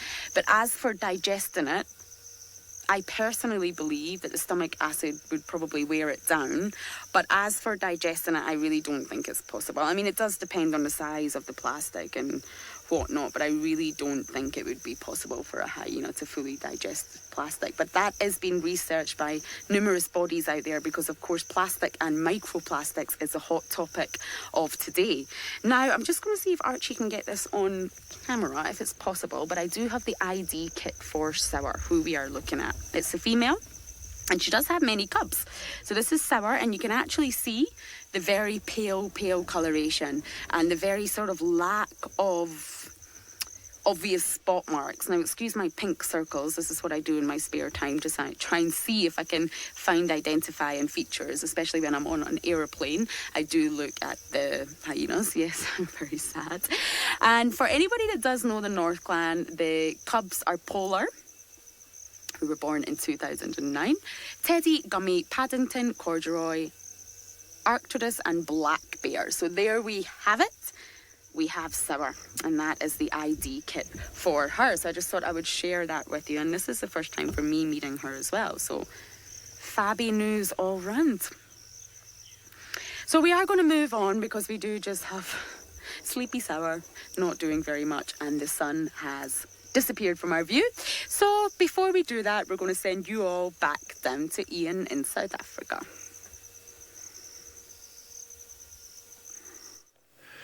Right, well, we've been bumbling around. My luck hasn't played out. Tingana didn't do his trick, and he didn't come out on the road, and it was a bit disappointing, but we're still in the same area. We're going round and round, but we've got something even more spectacular to show you. We've got the full moon just rising. So we've just had the sunset on the opposite side, 180 degrees behind us, and now we've got this full moon coming up. Full moons in the bush here are actually not quite such a good thing because it's when the rhinos are most at risk. But I've got some interesting information. I was reading up something today, and I never knew this before. I'd heard about a blue moon, I'd heard about a black moon, and I heard about something today called a pink moon, and I wondered what on earth it was. Now, apparently in North America, in the month of April, when they have a full moon, is referred to the pink moon because it's connected to a particular flower that comes out. It's all pink. So I found that really fascinating. And we get all these different colored moons that everybody refers to. Blue moons are, as you know, they only happen once in a blue moon, and it's because it's when you get 2 full moons in one calendar month. And it doesn't happen that frequently. As you may know, the time it takes to go from one full moon to the next full moon is around about 29 days. I won't give you the exact figures, but call it 29 days. So there's not too many months where you can fit two full moons into it. And you certainly wouldn't be able to do it in February. But anyway, I don't know if anybody is still sending in questions to or answers to my question that I sent in earlier. Remember that hashtag Safari Live on Twitter, which is the cuckoo that parasitizes the yellow-billed hornbill. I wonder if we've got any more answers to that yet. Sorry, FC, I missed the exact answer there. Something about a cuckoo? I didn't hear which species of cuckoo the answer was that came through.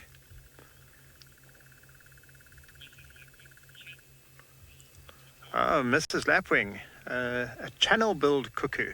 No, and a channel-billed cuckoo we don't get in South Africa anyway. But it's keep trying. It's quite a challenging quiz, this. You need to think outside the box a little bit, or outside the nest maybe. Just give you a little hint like that. In the meantime, Cat, is it a trick question? Maybe a little bit of a trick question, yes. Why? What are you thinking, Cat?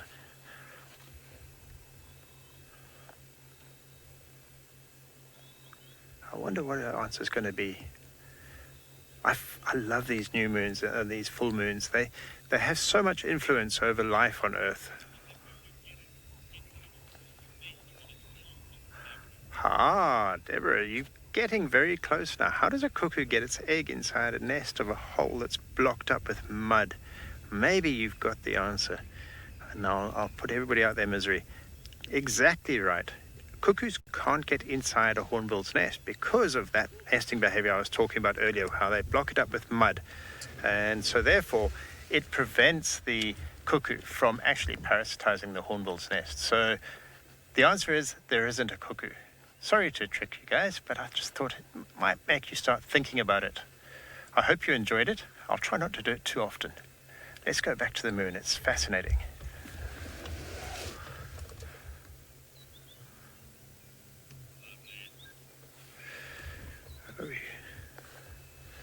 I love this time of evening as things start to wind down, the moon comes up, the sun sets, the birds start going to sleep, and there's certain calls that start taking place. There's a couple of drongos flying around and just hawking the last few insects in the air whilst they can still see. And I was kind of hoping maybe we were going to hear the hyenas or the lions and the leopards calling, but sadly that's not the case. But for me, let me just keep quiet for a moment, because the peace of the bush is what it's all about.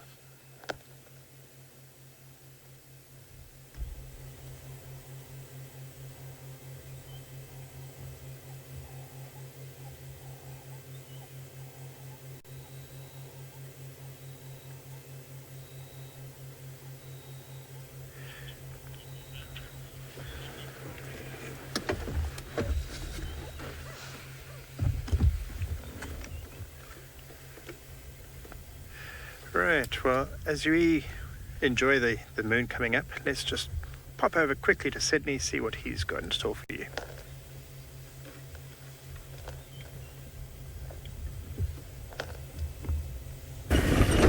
I am back now, as I was experiencing some problems with the radio communication, but now I am back. Now I'm around the Sandy Patch area, trying to see if we can find any of the lovely, interesting cats in this area here.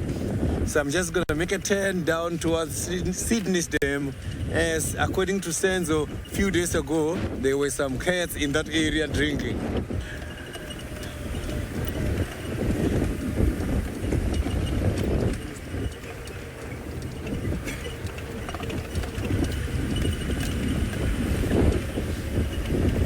This has been a beautiful sunset. I can also see the moon. It's quite a very beautiful moonrise.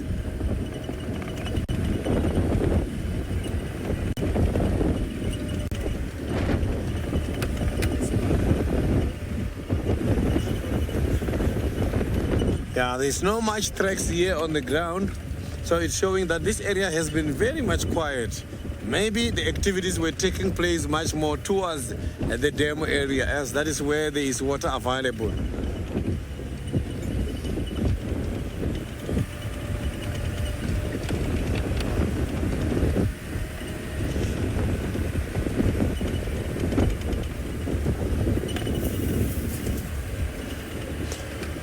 Spence, I didn't copy your question nicely. If you can repeat that question for me.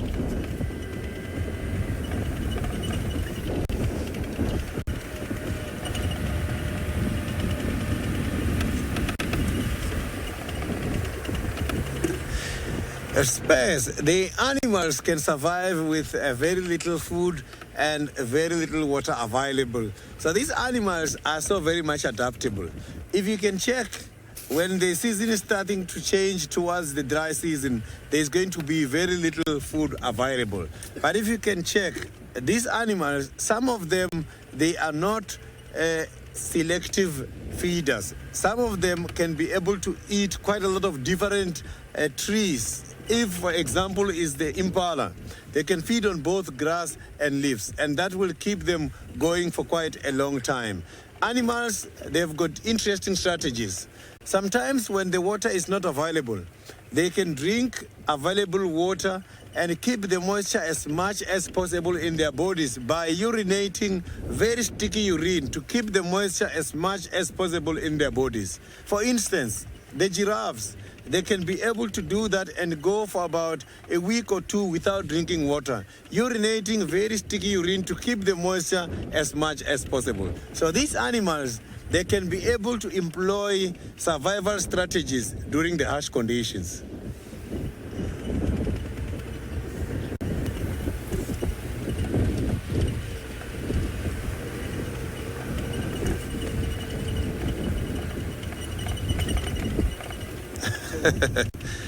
Oh, I didn't see that grasshopper. Now I can see it here by my monitor. So this grasshopper is so in love with me. So you can see these animals, they are coming to me too much since the baboons gave me some blessings. Since the baboons gave me blessings a few days ago, you can see I've got the grasshopper there. And apart from the grasshopper, I had some flies as well earlier on. So grasshoppers are some of the insects I used to eat and we used to catch. So in the mornings, the grasshoppers, especially when it's too cold, they are not active. We can just go and take them. But as soon as the sun starts to get strong, it's difficult to catch them. So I'm not going to chase that grasshopper. I will give him time to relax there until he's ready. I think he has been there for a while, according to Senzo. Maybe he's just falling in love with my Venda traditional colors. Maybe I look like food to this grasshopper.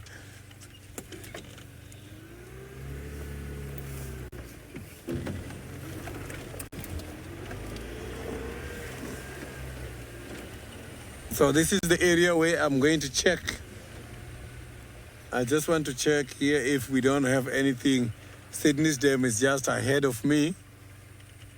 And I'm not seeing any movement here apart from the small birds. So this area is very much open.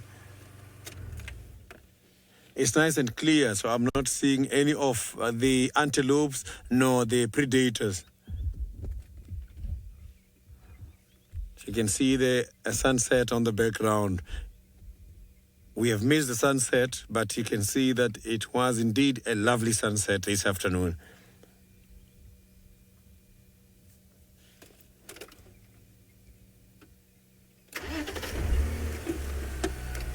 So I'm going to keep searching around the Buffalo's cut line. That was a lovely look indeed, and right in front of me here is the beautiful moon. So what now we are just going to drive towards this moon. Moon shadow, moon shadow. Moon shadow, moon shadow.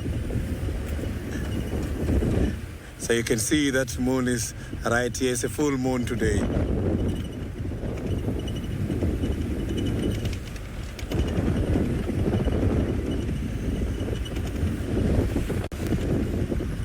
So this area where we are, there's quite a lot of jackals in this area. Is where I do see jackals a lot, but today it looks very much quiet. Oh, elephants. We're lucky with the elephants here. Oh, they've got a baby. It's not a big head. It's quite a very nice, small head. Look at that.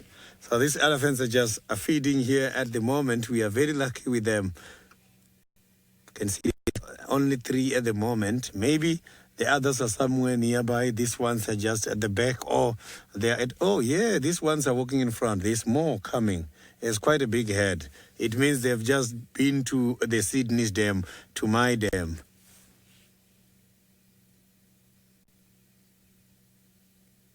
So you can see they are not even flapping the ears. So the temperature at the moment here where I am is very nice and cool. There is no need for these elephants to flap their ears. Look at that. Now the sighting is developing. It's becoming very clear. Look at those beautiful ears and the trunks. These elephants are so very much quiet. They are not breaking anything. So the elephants, they feed on both grass and leaves, but high percentage of their diet is on leaves.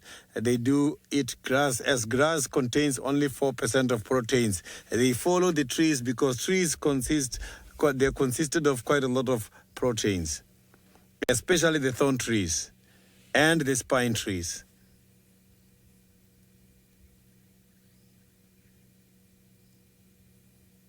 So if you don't see these elephants, I can promise you it was not going to be easy for us to spot them, because these elephants, they are just very much quiet. I'm just going to keep following a little bit here because I can see they are just going to this side.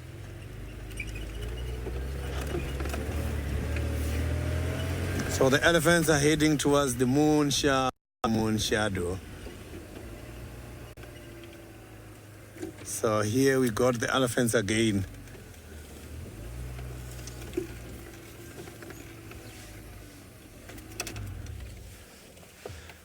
So you can see these elephants, they are still feeding. Elephants can be able to feed for up to 18 hours and relax a few hours during the day and a few hours at night. But their activities are restricted according to the availability of food and also according to the age of their little ones. So they don't have to walk long distances when having the little ones.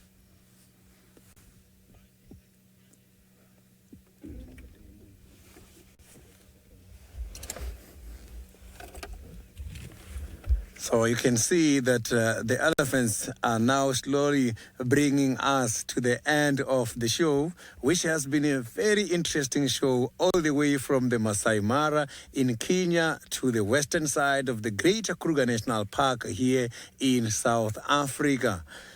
And thank you very, very much for all your questions and comments. Your questions has been very great. And most of all, thank you very, very much for voting for us when it comes to the Webby competition. Look at that moon. This is fantastic.